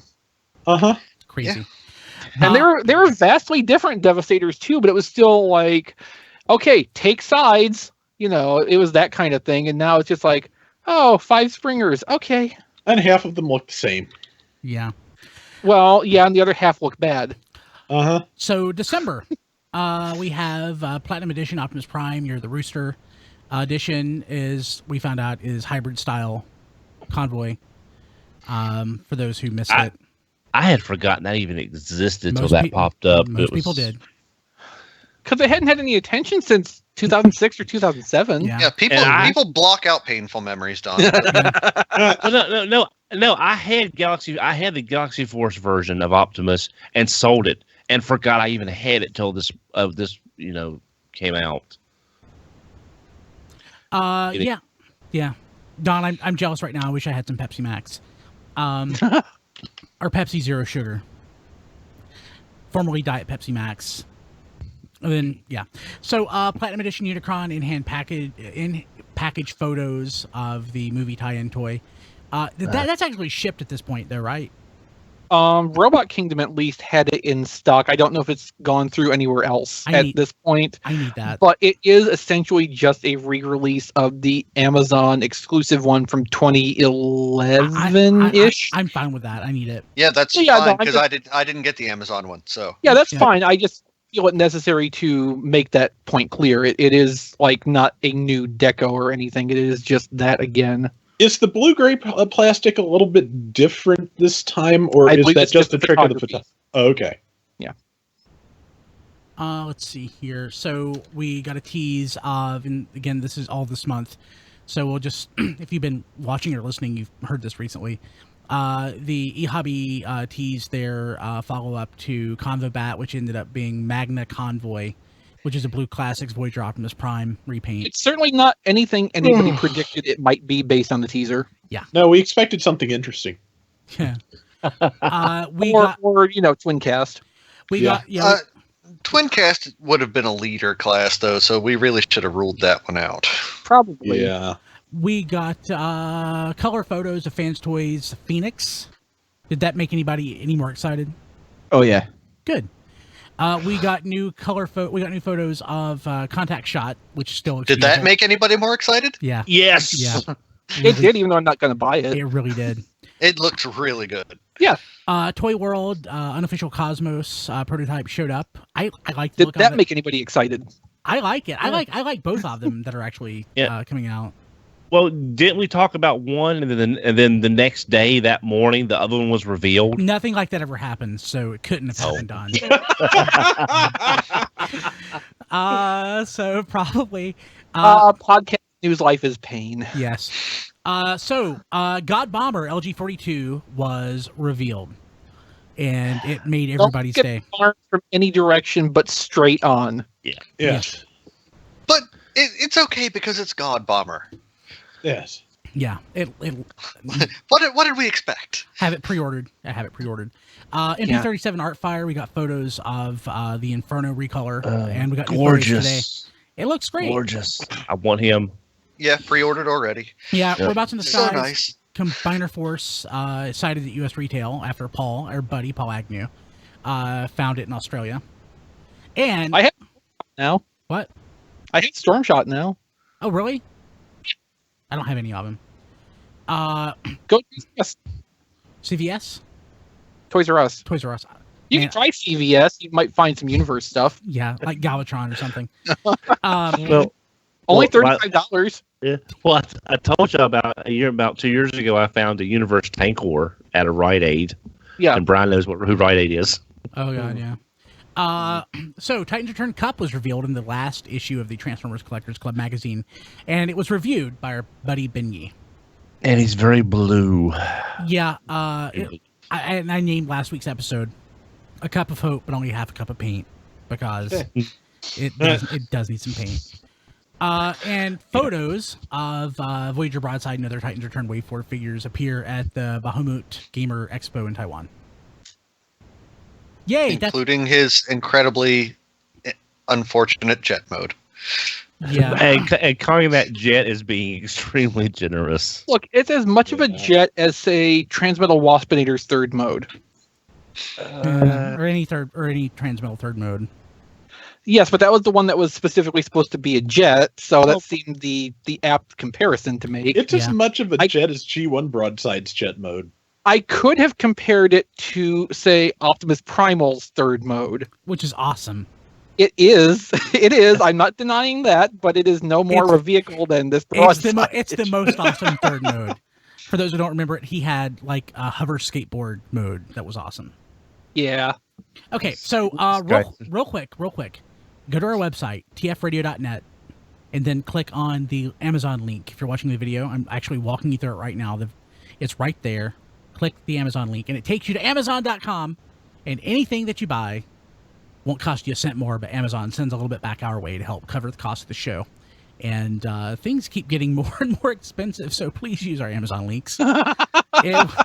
It would really, really help us out. So look, we're not saying that you have to use this, but if you do, it may save Brian Kilby's marriage. Yeah, that would be great. tfradio.net, click on the Amazon link, or go to tfradio.net/Amazon. Basically, anything that you could get at, anything you can get like anywhere in the world, because they sell basically everything, but they ship it right to your house. And so, Brian, let me ask you a technical question about using tfradio.net/Amazon. Yes, sir. Now, say you have a friend who has an Amazon wish list and you want to buy them something off that wish list. Can you go to tfradio.net/Amazon, then navigate to your friend's wish list from there, and it will still... But what you can't do is go to the wish list, put it in your cart, then go to tfradio.net/Amazon to check out. Right. exactly. Yeah, but yeah, you can do that. That would be great. We would appreciate it. Let's see here. So that's it. Part 2. And there's a lot less of this. And I think a lot of this is just things we're going to cover in broad brush strokes. Are we going to take an intermission or something before we switch gears? Yeah, we can do that. You wanna do that? Yeah, let's take a quick break because I'm out of Mountain Dew. Yeah, me too. So let's take a 3-minute break, I guess, and which is good because I can actually... YouTube audience, chat among yourselves. Diecast just turned his video off. Don, leave your video on. Okay, no, okay. Because you have to entertain everybody. Okay. Hooray, Don on the spot. Yeah, Don, why don't you tell us about the good old days? Well, let's see here. I will talk about this then for the viewers and listeners. Okay. We recently got some pictures of the GoBot racing rig, which was revealed at BotCon 95, I think. I was either 94 or 95 from the Hasbro G2 team at the time. And I can't remember who posted the pictures. I should remember, but I'm old, leave me alone. But seeing those pictures of the GoBot racing rig was just a really great memory because we saw General Optimus, Sergeant Hound. We saw the GoBot racing rig. We saw the GoBots, I believe, that wouldn't be released until Robots in Disguise 1.0, the Daytona's mold and things like that. And seeing that GoBot racing rig in somebody's collection made me kind of happy that at least someone had that little set because, the launcher could come down. You could launch the cars off of it like you would a Hot Wheels launcher. It just really nice to see some of that stuff still exists, even if it's just in a prototype or, package sample state. That's what I miss is that's one thing this is sort of a preview of what I'm thinking for next week's show for our predictions. But I wish Hasbro would go back and look at a lot of the stuff that did not come out. Say your Hero Megatron and those, or Hero Optimus in those alternate colors, or the Megatron ATB, which I know was released in Japan and under a different name. But maybe if they want to do like Hasbro Toy Shop exclusives or maybe store exclusives, just look at some of the stuff that never came out. And because if you look at, let's say G2 Hero Optimus, a lot of people say, "Oh, we don't want the old thing. There's no articulation." There's a lot of articulation in those hero figures. So, an articulation junkie who wants their stuff to be posable would not be disappointed in that. I wouldn't mind seeing maybe like a GoBot racing rig gift set. Granted, I was a little tired of GoBots by that point, like I am with Minicons and stuff like that now.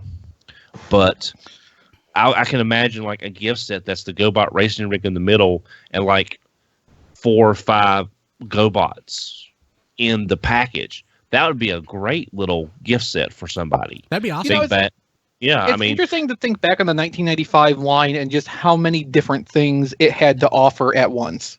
Yeah. You could do a gift set of Cyberjets. Say yes, please. 3 Autobot jets, 3 Decepticon jets. Maybe do some characters that would be, not the same characters, but characters that have appeared since then. I don't really care. I just want more Cyberjets. Yeah, Cyberjets is fine.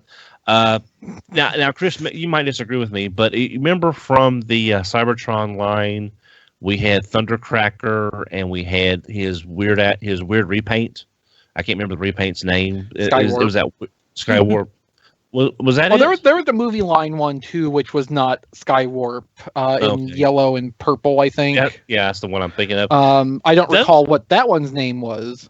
But those are, to me, they're basically Cyberjets. There's a lot of Cyberjet design in that mold. So I remember what you're talking about now. Yeah. If you think about it too, Energon Starscream actually had a fair bit in common with Cyberjets in the design philosophy because that borrowed a lot of engineering from the Smokescreen. Yeah. G2 Smokescreen, which was itself basically just a Cyberjet but bigger and a little more complex. Definitely more complicated. Yeah. So if these Cyberjet molds still exist, and they were used as recently, or Beast Wars Second. Beast Wars Second, yeah. No, the Cyberjet molds were reused as recently as 2006 or so. Robot Masters? Yeah, no. Robot Masters. 2-pack. Well, no, it could be later than that because you had that 2-pack in Universe as well. Wasn't that Universe like 2003, 2004? I thought it was about the same time. I don't remember. That universe was before that. It was before Classics. Robot Masters. Yeah, but that would be what I would like to see is Hasbro go back and look at some of the stuff that did not come out. Because I mean, like, you've got kids that love Hot Wheels. Imagine a GoBot race, like I said, the GoBot racing rig set. You could have the only one problem Autobot. with the GoBots is I'm pretty sure those molds actually have been run to the point where they are completely worn out and non-viable. They'd have to they would have to remake them entirely, which is probably an obstacle. But I agree. I mean, little simple stuff like that, it absolutely has a place. Still, I still wish that if the molds exist for the UK stuff, totally. There's a lot. If those molds still exist. Now, again, there's a lot less articulation in some of in, say, your pyro and your clinch versus some of your other things.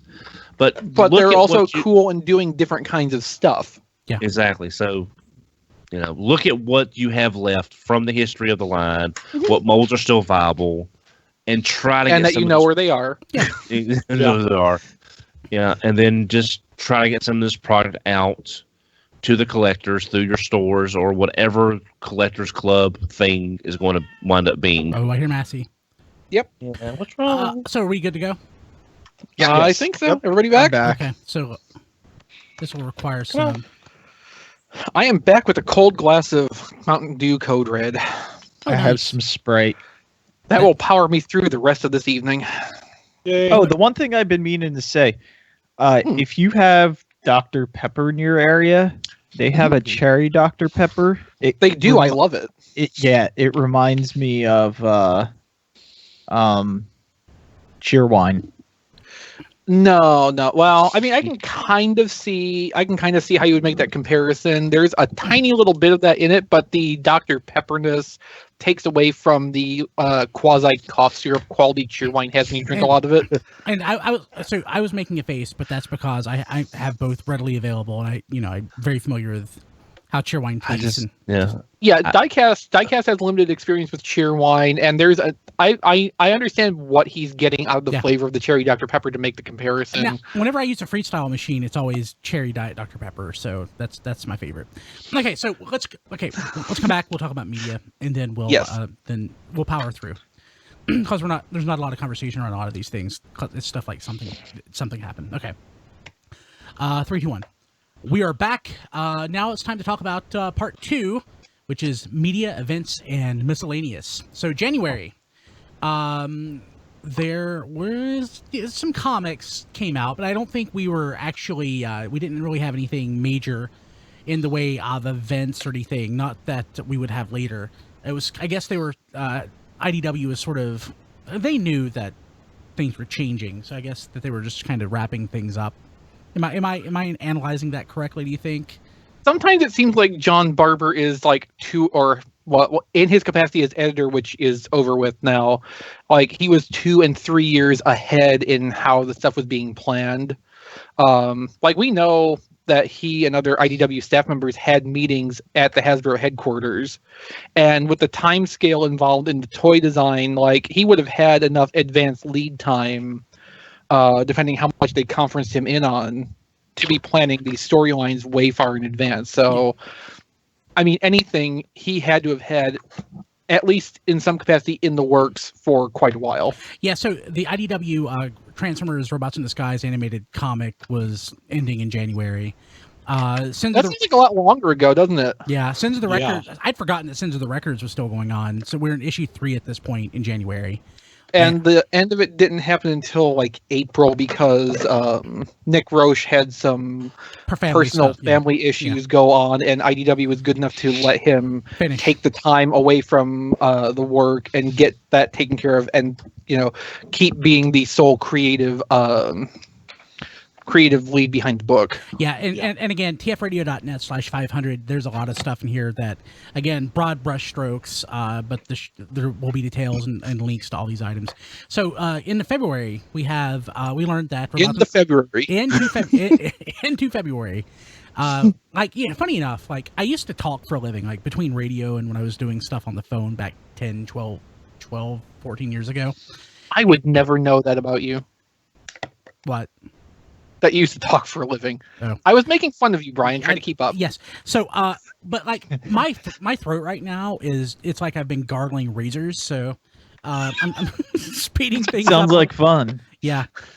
So we'll see how this goes. So, Robots in Disguise comes to DVD in May. We would learn in February, and pre-orders from Shop Factory. Robots in Disguise 2015, mind you, not Classics Robot in Disguise. If you have DVDs of that, keep them. Yes.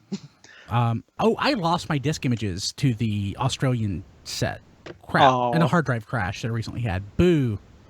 If anybody out there can hook me up with the Australian set, let me know. We learned in we learned in February that Transformers 5. We learned that it would start filming soon. Now, this was something that was interesting. I guess nothing ever came from it, or it didn't end up being true. I don't remember details around it. But there were rumors that Hasbro and Mattel were negotiating a merger. Oh, yeah, I remember that. That was right around Toy Fair time that they were talking about that. Nothing came from that. Nothing came from that, but was it actually true? No one knows. I may be confusing stories, but I think we may have heard later that Disney had a certain objection to the merger, and since Disney is a fairly important company to both of those, that they called it off. What does Mattel have with Disney? Sounds right. What does Mattel produce? Mattel was producing Toy Story's Pixar, not Disney. No, Pixar is Disney, isn't it? Pixar is Disney. Yeah. They had the Toy Story license for a while. They may have had Disney Princess stuff at one point, but I think that has changed to Hasbro since. Yeah. Also, the first trailer for Earth Wars popped up, so we learned that was coming. That's been really big. I mean, I haven't really gotten into it, but lots and lots of people on my Twitter feed are really, really into the game. It's just, and honestly, we get stories about it from Hasbro all the time. They're really pushing this. I don't really like RTS games. I do, but I don't like them on tablets. It's the world we're moving into, I think, unfortunately. I would be more likely to play like a turn-based strategy, because I like turn-based strategy. Real-time strategy takes a little bit too much active focus. You got a point. I like turn-based RPGs, so I get that. Yeah. In February, we would also learn that Robots in Disguise Season 2 would be starting soon, and we learned the episode titles. Bloomberg confirmed the release dates for Transformers 5, 6, and the Bumblebee spinoff. That would happen between 2017 and 2019. Yay! Yay! No comment. At T-Formers, we had a review of the Transformers number 50, part of All Hail Optimus, and Transformers versus G.I. Joe number 11, which would only be 2 issues left before the series ended, unfortunately. Mm-hmm. In March, the Hall of Fame 2016, the nominations went up for this year's inductees. Always a fun time, or usually a fun time anyway. We learned that BotCon was going to have Judd Nelson as the VIP guest, and there would be a Judd Nelson package that you could get at BotCon. Now, if I remember the timeline right, this came up a little bit after a couple of the Beast Wars voice actor guests ended up canceling fairly close to convention time. Something like that. So this was so BotCon was in April. Is that right? Yeah.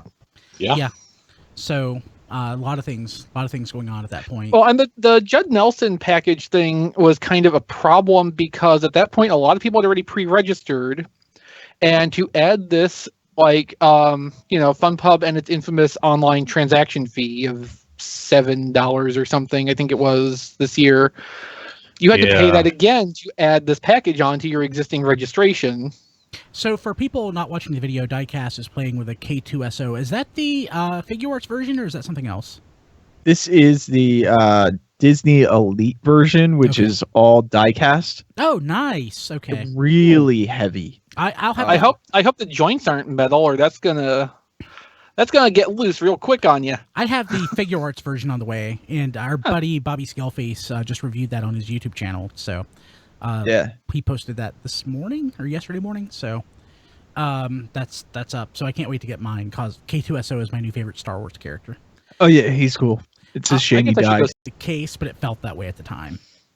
They were certainly exerting more control over, like stylistic decisions. It's come out in the time since that a lot of the character choices for the exclusives were, let's say, strongly encouraged by Hasbro. Yeah.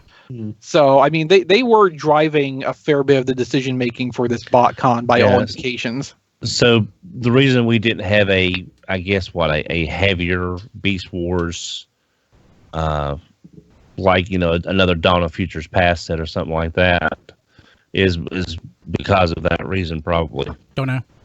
Yeah, it's hard to say on that score. I mean, it was fairly Beast Wars heavy, just in a different direction than the 2006 set. It wasn't a conventional Beast Wars set. It was it was literally a conventional Beast Wars set. Very nice. Let's see. At T-Farmers, there was a review of More Than Meets the Eye, number 50, The Dying of the Light. And we learned that, like I alluded to a minute ago, that Transformers versus G.I. Joe, which is my all-time favorite comic, it's not, but it's maybe my all-time favorite Transformers comic, would end with issue 13. We learned, so we didn't necessarily mention it here, but we were being reassured that with this Hasbro Cinematic Universe, there would be this really killer writer's room involved with all the movies. We probably talked about that in last year's year in review, because... Yeah, makes sense. We found out, though, that Robert Kirkman basically quit after one day. But the way people talk about The Walking Dead these days, we probably didn't lose anything of value there. I think he's a good comic book writer. I don't know that he's that great when it comes to anything else. That's fair. It's a hard jump to make. He's a genuinely great comic writer. We should point out that I believe it was due to personal issues and not a working relationship. Yeah, throat surgery. So Rob just, I believe in his own words, just wrote the title all clickbaity. Yeah. I like it. So we talked about the Judd Nelson package that was available. BotCon, as we got closer to the convention, they actually added that as an option for the general admission attendees so that you could meet Judd Nelson. And he ended up being an interesting cat. Robots in Disguise Season 1 hit Netflix. So that was back in... I don't know if it's still there, but that happened in March. So, BotCon 2016, Transformers the movie, Stan Bush and Vince DiCola panel, and free concert. And I really enjoyed the concert. It was cold. I shouldn't have wore shorts, but I did. You enjoyed the concert for the 4 songs that you stood out there? Wait, there was a concert there? I just remember the bartender. She doesn't remember you. Diecast. Dear God. Yeah, so I remember the electric ball in the bar beside of that bar. But yeah, it was cold, and I was worried that Noah was going to fall off the thing. My nephew Noah was going to fall off the thing we were at, and I was just panicking about that. So, yeah, I stayed for about 4 songs. So at the Hall of Fame induction that happened before that, which was David Kaye, he was up there for like 30 seconds. It was cold outside, man. I don't blame him. I know. But yeah, it was pretty cold, so I should have not worn shorts. So we learned that. I can't think of any time I've seen you wearing anything but shorts. Yeah, pretty much. I wear shorts all the time. I'm wearing shorts now. So let's see. I mean, I wear pants at work, but that's because I have to. Well, the same reason I wear pants when I leave the house. Yes.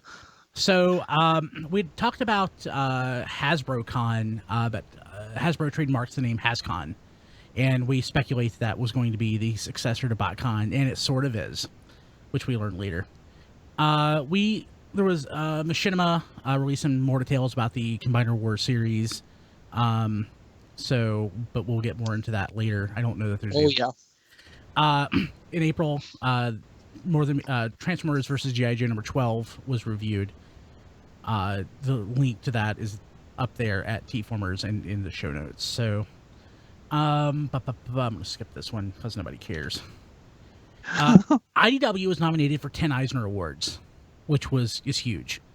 Because in comics, the Eisner Awards are pretty much the most prestigious awards that are awarded to comic publishers and producers. So that's pretty huge. I mean, IDW has been killing it over the last few years, and it's good that they get recognition.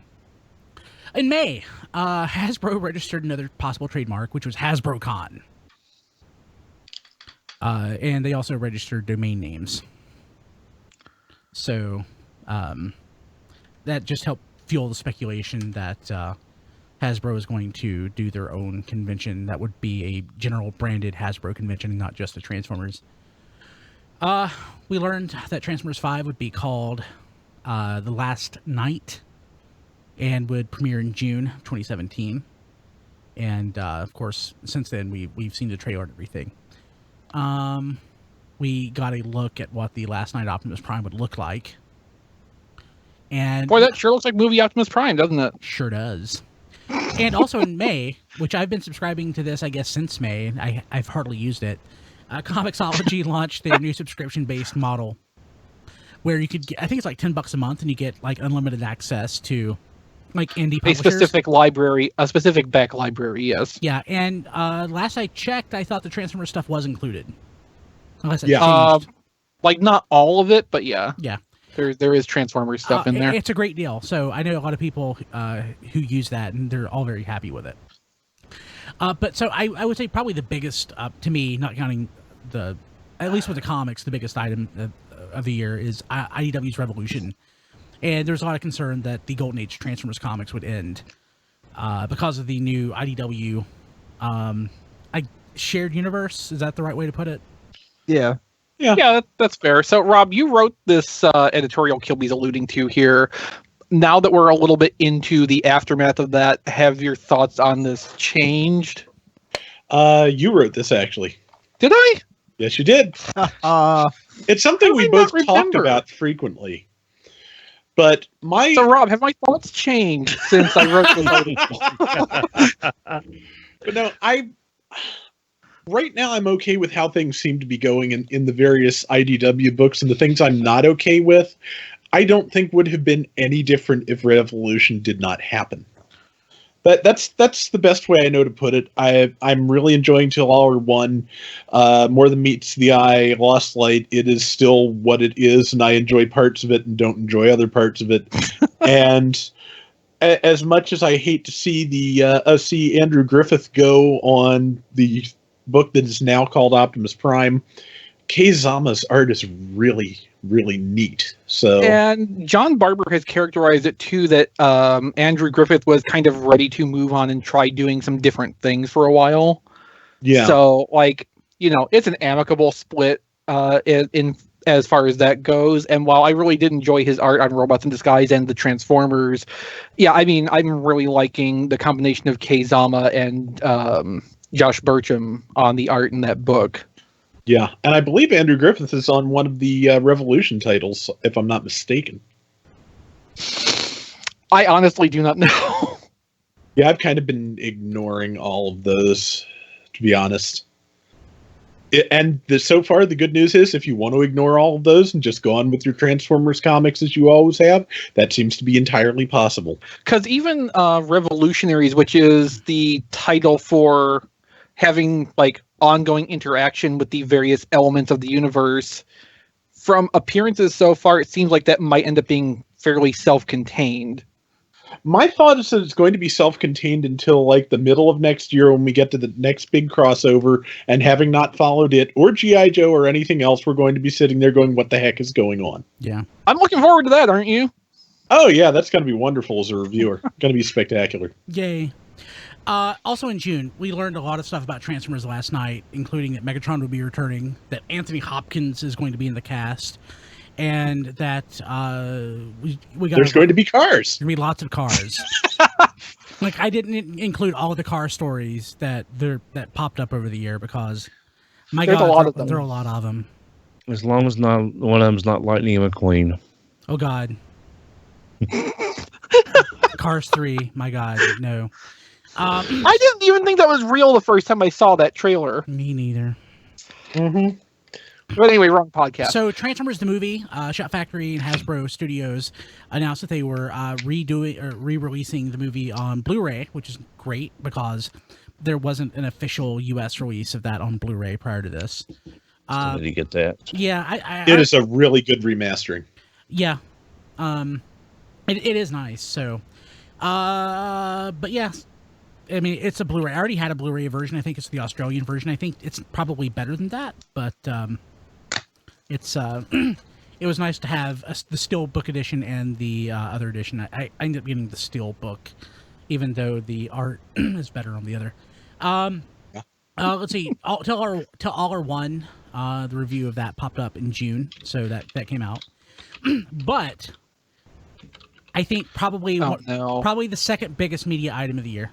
The Machinima Combiner Wars Prelude was released, and it was the first look at the Transformers cartoon. And I will say, the animation style did leave a lot to be desired in the Preludes, but I guess they had to cost less, and they were made to be stylistically different than the series. But I think it left a lot of questions that, when we got the answers, we weren't necessarily that happy with. Is this first Prelude the one that the animated GIF of spinning Optimus Prime came from? I think that was wasn't that the second episode? I thought it was the first. Okay, well.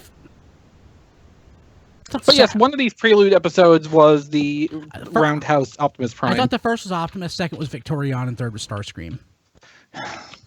Optimus was the first one. Yeah, Optimus. Yeah. Okay. And because that's the only one I watched. Yes, that was our first look at that. And we speculated we didn't know who the voice of Optimus was, and we speculated that it was our buddy John Bailey, and but he wouldn't confirm. I guess he was probably under NDA at that point. So but yeah, so not necessarily my favorite work. I'll say, but hopefully, certainly the series will be better than this. We know that, so we'll talk about that in a second. Sadness, Transformers vs. G.I. Joe number 13 came out. The series ended, and I can't bring myself to read it. But are you going to read the Transformers vs. G.I. Joe the movie when that comes out in the that's in the Omnibus collection, I think? It's going to be a separate special, I believe, coming out sometime later this year. Want to say March or April? Not sure which. I'll have to get that. Sins of the Wreckers number 5 came out at the same time. Now, I don't know. Everybody loved the Wreckers. Last Night of the Wreckers. That was like, everybody still talks about that. Nobody really talks about the Sins of the Wreckers. Is there a reason for that? I've still yet to read Sins of the Wreckers, actually. I don't remember if I'm way behind on my reading. It. So I will give this the same points that I just gave the new Optimus Prime series, which is that Nick Roche's art style in this, combined with the colors Josh Burcham again did, made a really striking visual for it. The story didn't really capture me that much, though, I'm sorry to say. Yeah, I had some serious problems with the structure of the story, which is that it's one of those stories that wants to have a message and make a point about something, but because of that, all the people on one side of the message come off as rather one-dimensional and foolish, and that made it very difficult for me to get behind. I seem to be in the minority in terms of having that problem with it, but it was a serious problem with trying to enjoy the book for me. 7, 8, 10 years ago, that wouldn't have been as big of a deal as it is now. Yeah. Yeah, I agree. July 2nd, Prelude to Combiner Wars video spotlights Victorion. Still not that great, but the series will be better. I'm certain the series will be great. Transformers Cybertron Con 2016. We learned that there's we get official details for the convention, and later at the convention, actually, there's a person-sized Fortress Maximus in city mode, which is pretty awesome. Yeah. I want one. The third Combiner Wars Prelude featuring Starscream, which raised a lot of questions as to whether or not he had changed, he was out of character, or he was pretending to be heroic, or at least not, or changed is a better word, not heroic. Questions popped up, but I'm certain whatever happens in the series will make sense. Sure. At San Diego Comic-Con, there was an official press release for Combiner Wars, and the voice cast was revealed. And not only was our buddy John in it, our buddy Frank Tadaro is in it as well. So that's pretty cool. Yeah. Let's see here. Titans Return one shot was reviewed. I don't know anything about that specific issue. Was it any good? That's about what I figured. It was more a case of, boy, this doesn't actually have anything to do with what it's tying into. Mm-hmm. Yeah, sounds about right. Yeah. In August, the Transformers the movie 30th edition trailer showed up, plus a video detailing the restoration process. The Follow Cyber, probably the best, I guess, all-time Transformers video game. Well, PS4 Armada. I think Follow Cybertron's better than Armada. I think you're wrong. Transformers Follow Cybertron is released on PS4 and Xbox One, in addition to every other platform it's on. And I haven't checked lately, but going by how Activision usually is, it's probably still $50 for that. Probably. More last night news. Hot Rod was revealed. We found out that Hound was returning. We saw Megatron's full robot mode, Barricade's character design, and way more. Really, after this, it's mostly going to be, I guess it's going to be movie stuff and Combiner Wars. So Combiner Wars starts. Let's just talk about Combiner Wars, and we'll just talk about it in bulk. Do we have to? It wasn't. It was horrible. I was really worried about what you were going to follow it up with once you finally got past it. It's probably the worst Transformers series ever. And that's saying something when we live in a world that includes Energon. Yeah. The only thing I can think of, Brian, that was worse Don, than if you make a comparison to Beast Machines, I will find a way to hang up on you myself right now. No. The only thing I can think of worse than that was those webisodes that Hasbro did about 5 or 6 years ago. No. Okay, yeah, I mean, on a technical level, I would tend to agree with that. The difference being that was something that Hasbro was producing in-house with basically no hyper fanfare over. It's not something they were making a big deal about being a huge fan-oriented thing. Right.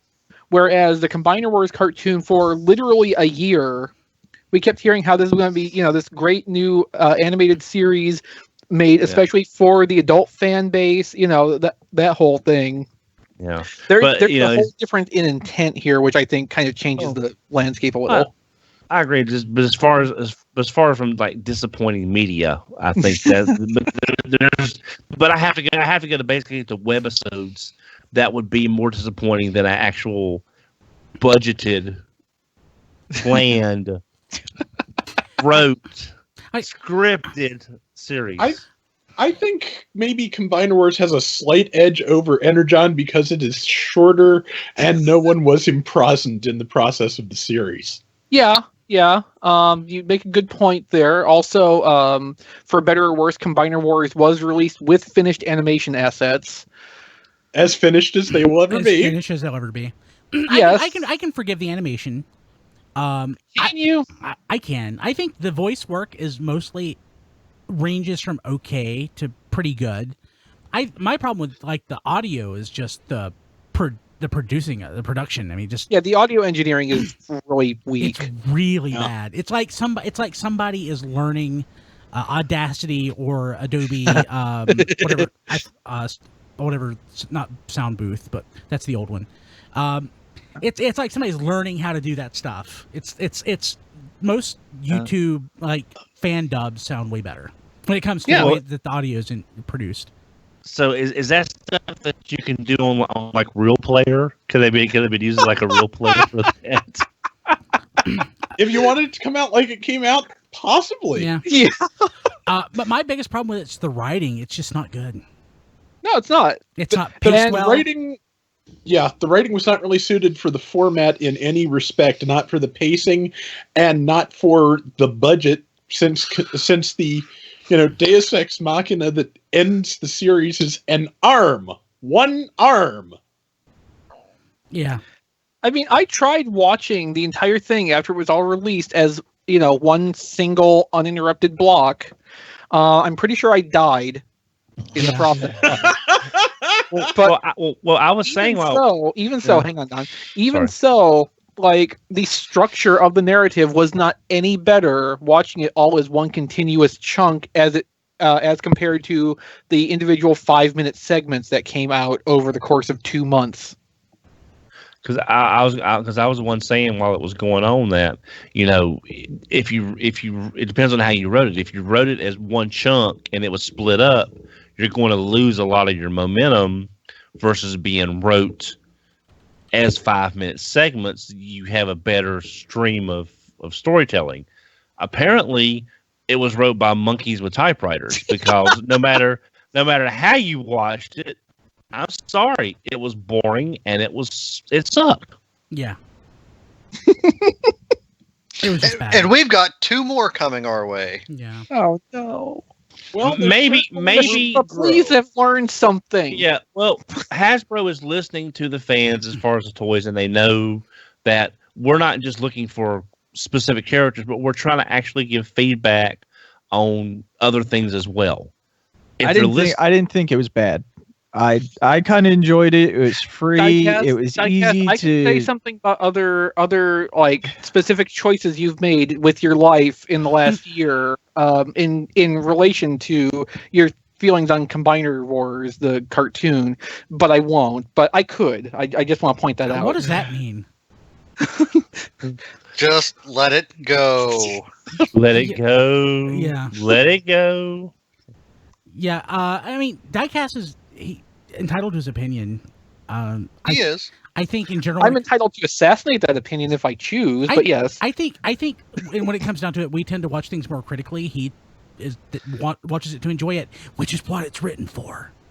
So, I mean, that's kind of an odd argument because on the most fundamental level, I watch anything that I try to watch with the intent of enjoying it. But if I'm not capable of enjoying it, I don't necessarily think that's my fault.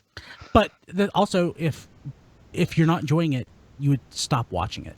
But we don't. That's what I do. Yeah.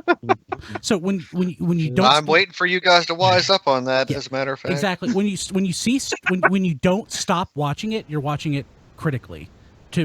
So I watched the first 2 5-minute webisodes of Combiner Wars. And then I stopped watching it week to week and decided that I would give it one more chance when it was all out and I could watch it all as one unit. So I did stop watching it as it was released because I knew I was not getting anything out of it that way. It's like John's masterpiece Jazz hit. You sort of count it that way if you want to look at it that way. But it is what it is. It's crap. Sorry, Diecast, but it's crap. That's all right. But yeah, so Diecast knows he has opinions that are unpopular with the group. See also the movies, and we have opinions that are unpopular in the fandom, which is why we see also third party. What I don't mind free crap, and I tend not to complain about it too much. I mean, I think there were things in the series that I didn't like, but I mean, I give it a lot of pass because it's free crap. You raise a good point because a lot of the stuff that comes out, you got to pay for the comic. You got to pay for a movie. I would rather pay for a quality product than receive crap for free. Of course you would. But you are not paying for it. It is free. It is entirely free. There is one sort of positive aspect to Combiner Wars. Megatron was kind of fun the way he was portrayed. Yes. Like I will give it credit for that. That was not terrible. I kind of enjoyed how they did that. I'm not going to say it's a high point, but it's the highest point. Yeah, that's fair. That's it's sort of like when I was saying for Age of Extinction, the high point was John Goodman's voice work for Hound for me. I don't mean that as a slight. I'm just saying literally. Tank's empty, bro. That's the best that I can get from that movie is John Goodman's voice work, which was good. He's pretty entertaining. Yeah, but I'm saying a voice actor voicing a robot in a movie of that scope should not be the thing that you default to as the best thing. Yeah, exactly. And it was. Although, like, as Transformers movies have gone, I know we're getting way off subject, need to move on, but as Transformers movies go, having a voice actor with a clear voice and presence among the cast is actually almost a novelty because you do not get that reliably in most of those movies. Nope. That sounds like I'd say there's a Megatron gargles rocks. Yes, the first movie. Yeah. I think that was something. But no, I'd say there's a difference between. Sorry, Rob. I think there's a difference between the voice actor being the best thing in the movie and the only good thing in the movie. A bit character, a bit character should not be the only good thing in a movie. Yeah, that's the key to me. And Megatron was he was a supporting character in Combiner Wars, and he was the best part of it, and that's a problem. I would watch a follow-up like little webisode series like that focused on Megatron just doing something in that world with the same attitude he has. Yeah, I guess. September, we learned a lot more stuff about Transformers 5 last night. King Arthur's in it. Okay. Merlin's in No it. comment. Yeah. No Okay. So, yeah. We Transformers the movie soundtrack performers. Was it NRG? Did Instruments of Destruction? They returned to do a new version of it, which I have. Was that made available to listen to? Because I never did. No idea. No comment. Yeah. So, this is, for the UK fans, the Transformers Definitive G1 collection was released, I think, or announced. It's basically a hardcover collection of G1 comic stories. It's again for UK, not for here. Yeah, it's going to be, I believe, an 80-volume hardcover set when it's done. That's what I've heard. Awesome. So, let's see here. Now, I don't know. I described it. I'm sorry. No, go ahead. I described it in the story, I believe, as basically Transformers Time Life books, and that's kind of what it's looking like. Oh, good. It'll have the faux leather covers too. Excellent. Probably. So I don't remember the specifics around this or what the big deal was, but IDW signs distribution deal for Transformers and other properties with Penguin Random House. Well, it was just that it would get their stuff potentially into a lot more distribution venues. Okay. Than Diamond Distribution could. Transformers was chosen for the 2016 National Toy Hall of Fame finalist. Didn't win. Boo. Yeah. The Transformers. Yes, I think the winning product was the stick. Nice. The Transformers animated series production Bible was made available to read online. That's pretty awesome. Yeah. Revolution #1 came out and was reviewed. Did you like it? Scarlet makes the same face in every single panel she's in. Nice. For 5 issues. It's not dull surprises. 1.5. She starts to get some expression back in the middle of issue 2. Oh, okay. I make it sound like she has had a stroke or something, but no, it's just the same damn expression for an issue and a half, and then every other woman in issue 2 forward shares a face with another woman, generally in the same scene. Which is just, if you can only draw a limited number of faces as an artist, is really very bad planning. Sounds like Dreamwave. Don't it? Yeah. October, speaking of Scarlet, we learned that the Transformers vs. G.I. Joe Quintessential Collection Omnibus would be made available in March. I forgot about that, so I pre-ordered it 3 minutes ago. Yeah. Okay, now here's the really cool thing that happened in October. Oh, yeah. So, Lost G1 Cartoon Audio is discovered. Yeah. Was that the Space Bridge that did that? Found that? Base 2. No, not Transformers at the Moon. Transformers at the Moon. Sorry, UK fan collectives. There's a lot of you, and it's hard to remember which one's which sometimes. They got tapes that had all of these this original dialogue for More Than Meets the Eye. Gosh, I guess it was all. Was it all More Than Meets the Eye? So there was tapes for all of season 1 and at least some of season 2. That's amazing. And one of the interesting thing about some of the early Morden Meets the Eye tapes is that there is basically an alternate method of voice modulation used on those that was never used in the final product that they were trying out in some mix of the soundtrack. The echoey, reverby kind of filter. Did it sound like the read-along books? That would have been great. With Mumra and Megatron. I think that's my favorite Megatron. I do. Me too. I love that Megatron. The voice filtering effect is, if you remember in More Than Meets the Eye when Hound is driving Spike along and sounds oddly echoey, it's kind of that. Okay. HasCon. We actually got details of Hasbro's official brand convention that's going to take place September 8th through the 10th in Providence, Rhode Island. Basically, it's a celebration of all things Hasbro. But it's a co-celebration with G.I. Joe because, of course, the JoeCon is going to continue for a couple more years. Interesting. And also, a new Transformers fan club will begin in 2017. I'm looking forward to seeing what that looks like. Yes, I would like it if they release some more details on that, since we're approaching 2017. So I'm figuring 3 January. days. Yeah. So a couple general thoughts around it. So I know that at least in the last few years, FunPub has had some challenges. But with FunPub, it is the entirety of what they did. They focused on the conventions and the club. I am worried that something like this, unless Hasbro has somebody who is completely focused on it, that it will be it'll be more of a half-hearted effort. Yeah, it'd be nice if they could create an entire department, team, I guess, that would be running the club full time. Not necessarily expecting that to be an immediate approach. Yeah. Juice would not. I'm certain the Juice wouldn't be worth the squeeze on that. Yeah, and I'm pretty certain this is going to be something very different from what we've seen. It's the fact that it's fan club and not a collector's club. I think best, indicates something that's going to be kind of different. And well, I mean, look at how. Okay, so for years the collector's club has been advertised on all toy packaging. But to join the club, you pay $40 per year for 6 magazines, 1 free toy, plus a not insignificant shipping cost added on to your subscription fee to get all that stuff mailed to you third class.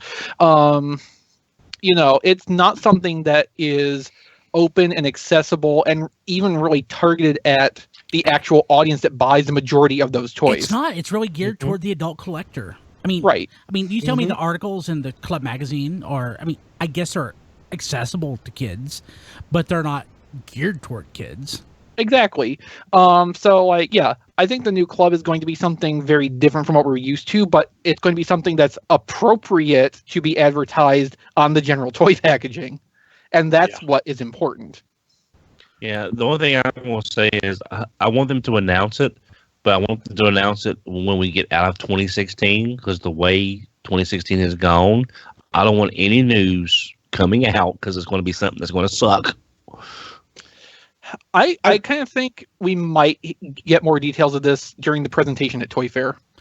Yeah, we'll see. I was kind of expecting just it would be early January once FunPub's license is expired that we would start getting more information.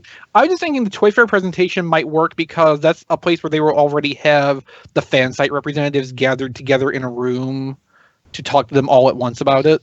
That's true. Okay. Let's see here. So Hasbro had their best Q3 ever, and they cited that Transformers had a great growth in a non-movie year, which is awesome. That's awesome news. Good. Let's have more non-movie years, please. Yes. Well, not for the next decade. Crap. We found out that Sony Records is releasing the original Transformers G1 musical score. That's pretty cool.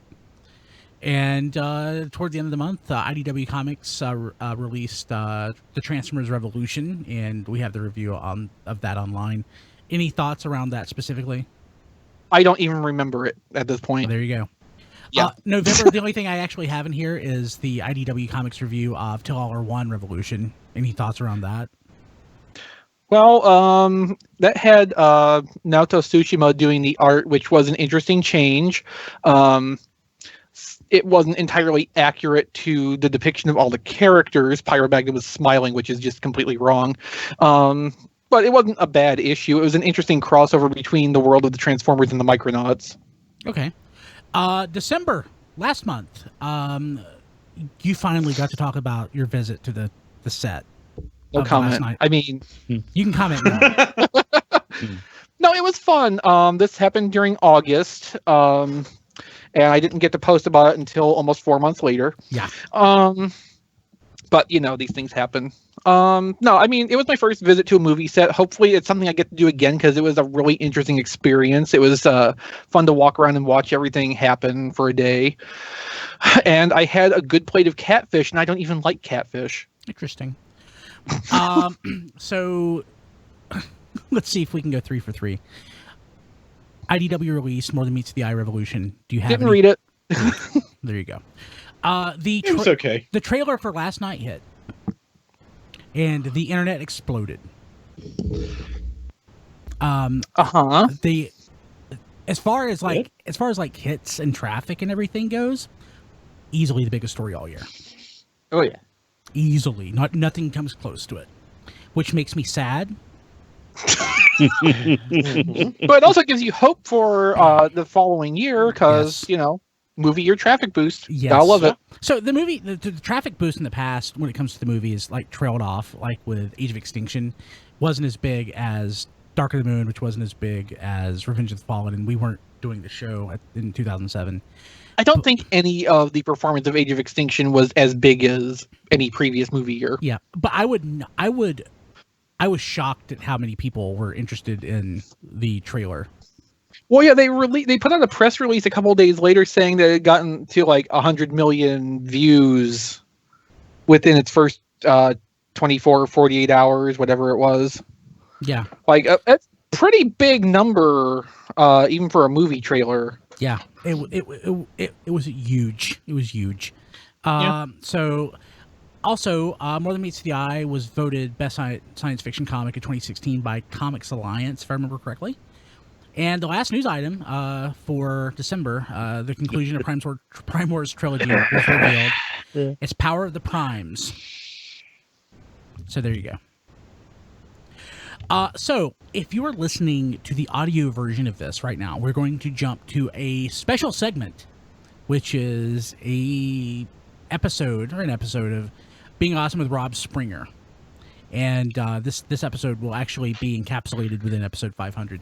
There will not be a separate posting. So, Rob, go ahead and take it away. And after that, we'll be back with our favorite news items and / toys of the year. Okay, I'm going to hit people watching the video. I'm just going to keep power through, but I do want to start a new recording for the audio.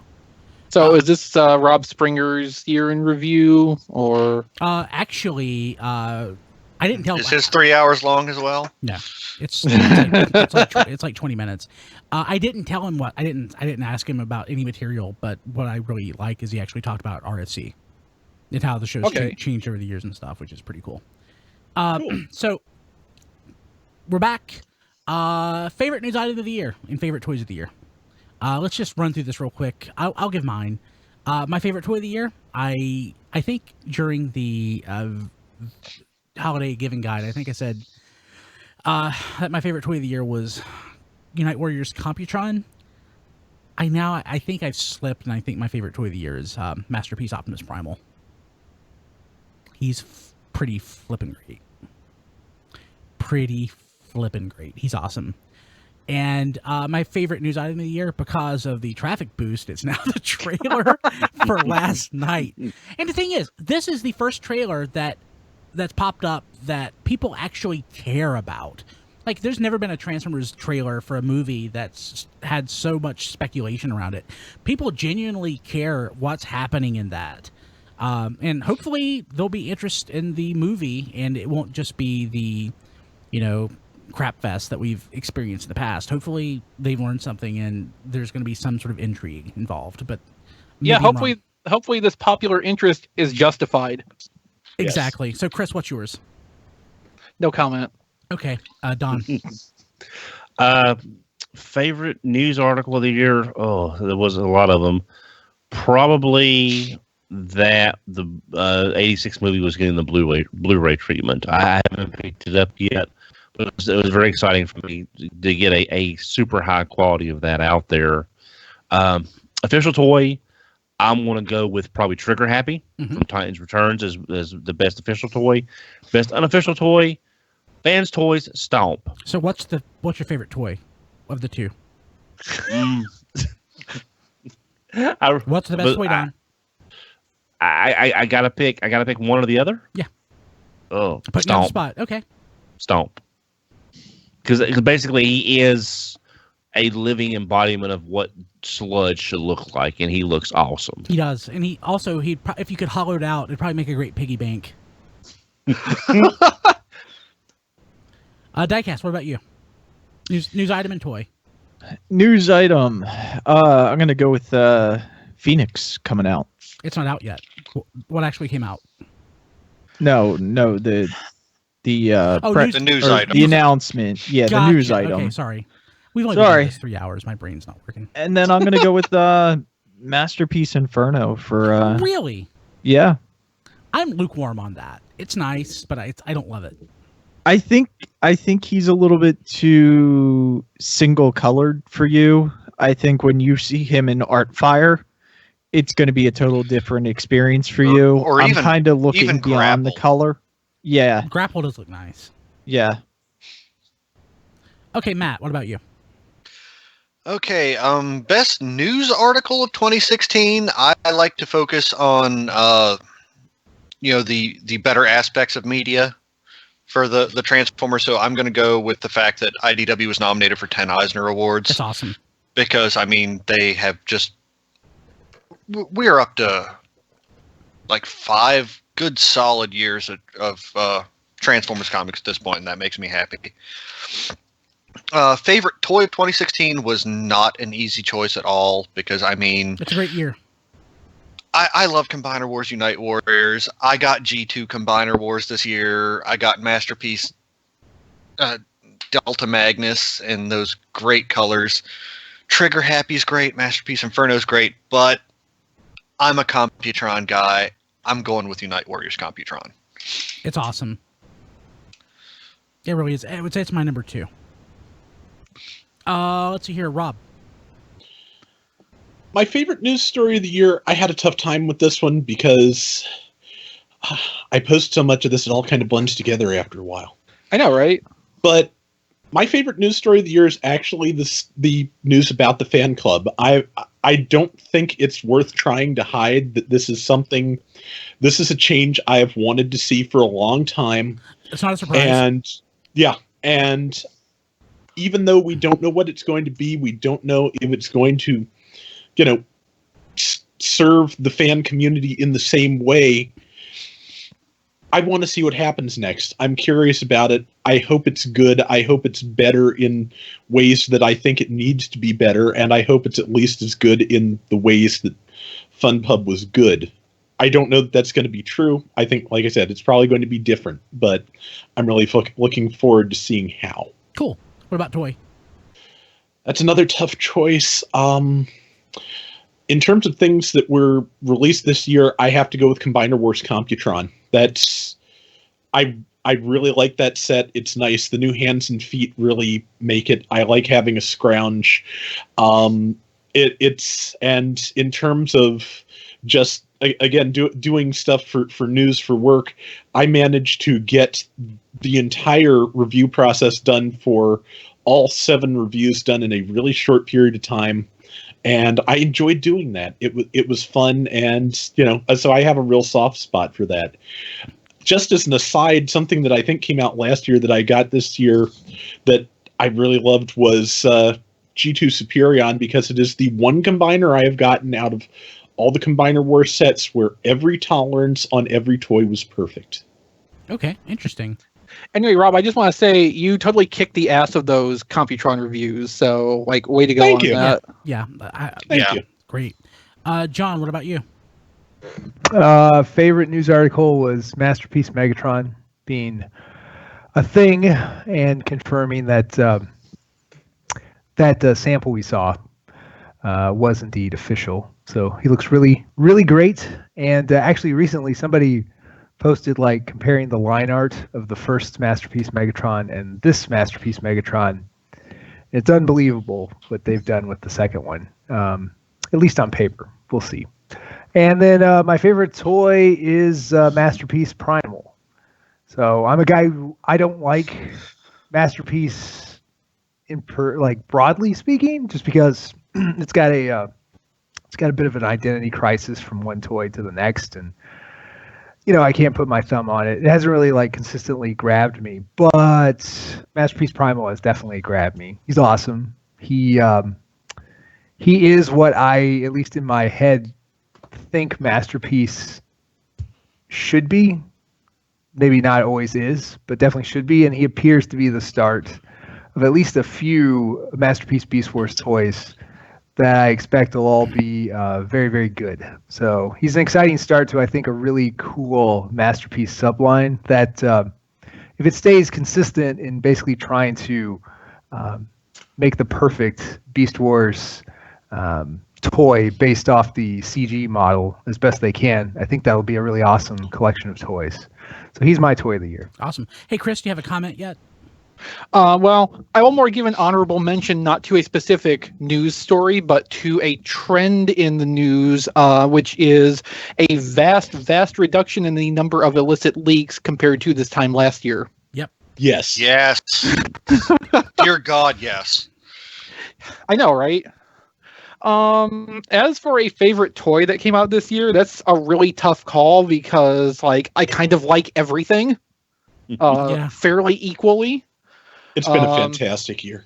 It really, really has. I think I'm just going to semi-randomly toss this to Titan's Return Hot Rod because we are way overdue for a good update for a toy that is Hot Rod and not like, a Rodimus Prime hybrid thing like Cloud Rodimus was. I need that. Yeah, you do. Yeah. It's great. You need at least 3 figures out of that deluxe wave. Yeah. Well, that's it pretty much for our selections for 2016. Here we are 3 hours later. I know. Thank you guys. We're all still awake. I know. Thank you guys for being here. Yeah. I'm half asleep. Yeah, me too. This episode of RFC is brought to you by caffeine. Let me show this on video first. Like, what's going to power me through editing this and posting this tonight in video and audio form is caffeinated gum. Before that gum is nasty. I'm going on. Yeah, I know. Diecast. It's medicinal. It's not for enjoyment. I'm going on vacation tomorrow, so the show has to be posted in audio and video before I go to bed. I hope Kim is driving wherever you're going. I have to meet my niece for breakfast at 9 a.m. tomorrow. I have to. Well, you'll still be awake. We're renting a car at 8 a.m. I have to be at the rental place at 8 a.m. So, I hope Kim's driving. Yeah, me too. If not, definitely get the rental insurance. You can find us on Facebook at facebook.com/TF Radio. Also on Twitter at TF Radio, on Instagram at TF Podcast. But that video I mentioned, it'll be on our Roku channel at basically go to your Roku and add it. It's under Radio Free Cybertron. It's in the category Special Interest. And if you actually just want to do it through the website, because you can, go to tfradio.net/Roku. It'll take you to your Roku account on your in your Roku website, and just hit add channel, and it'll add us to your Roku lineup.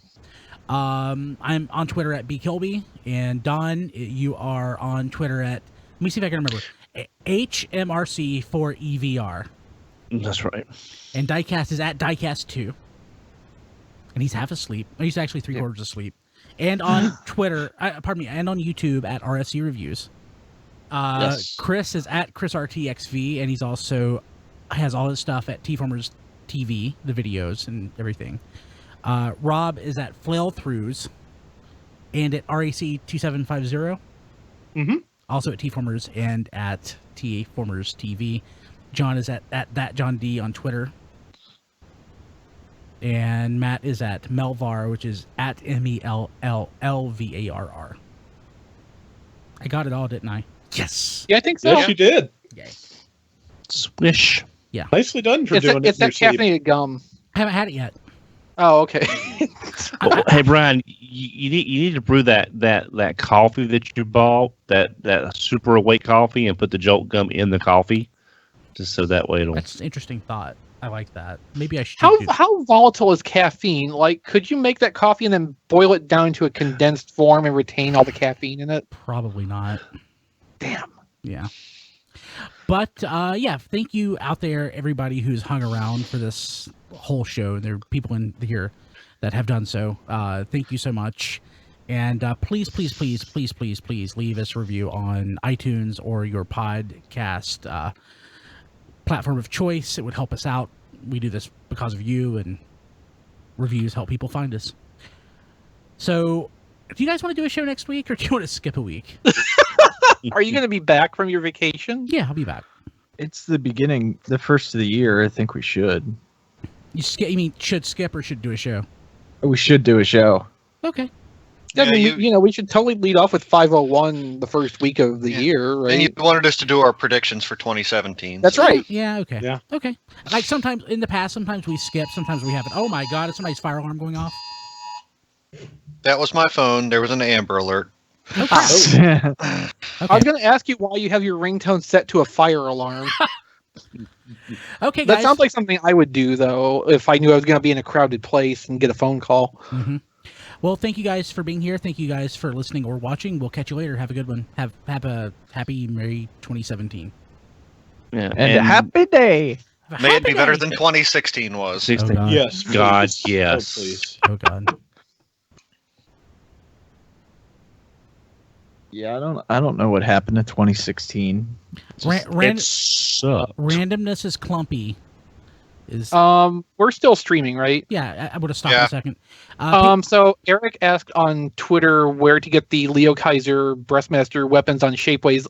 That's Trent Troop's project. He is Octiverate Forge on Shapeways.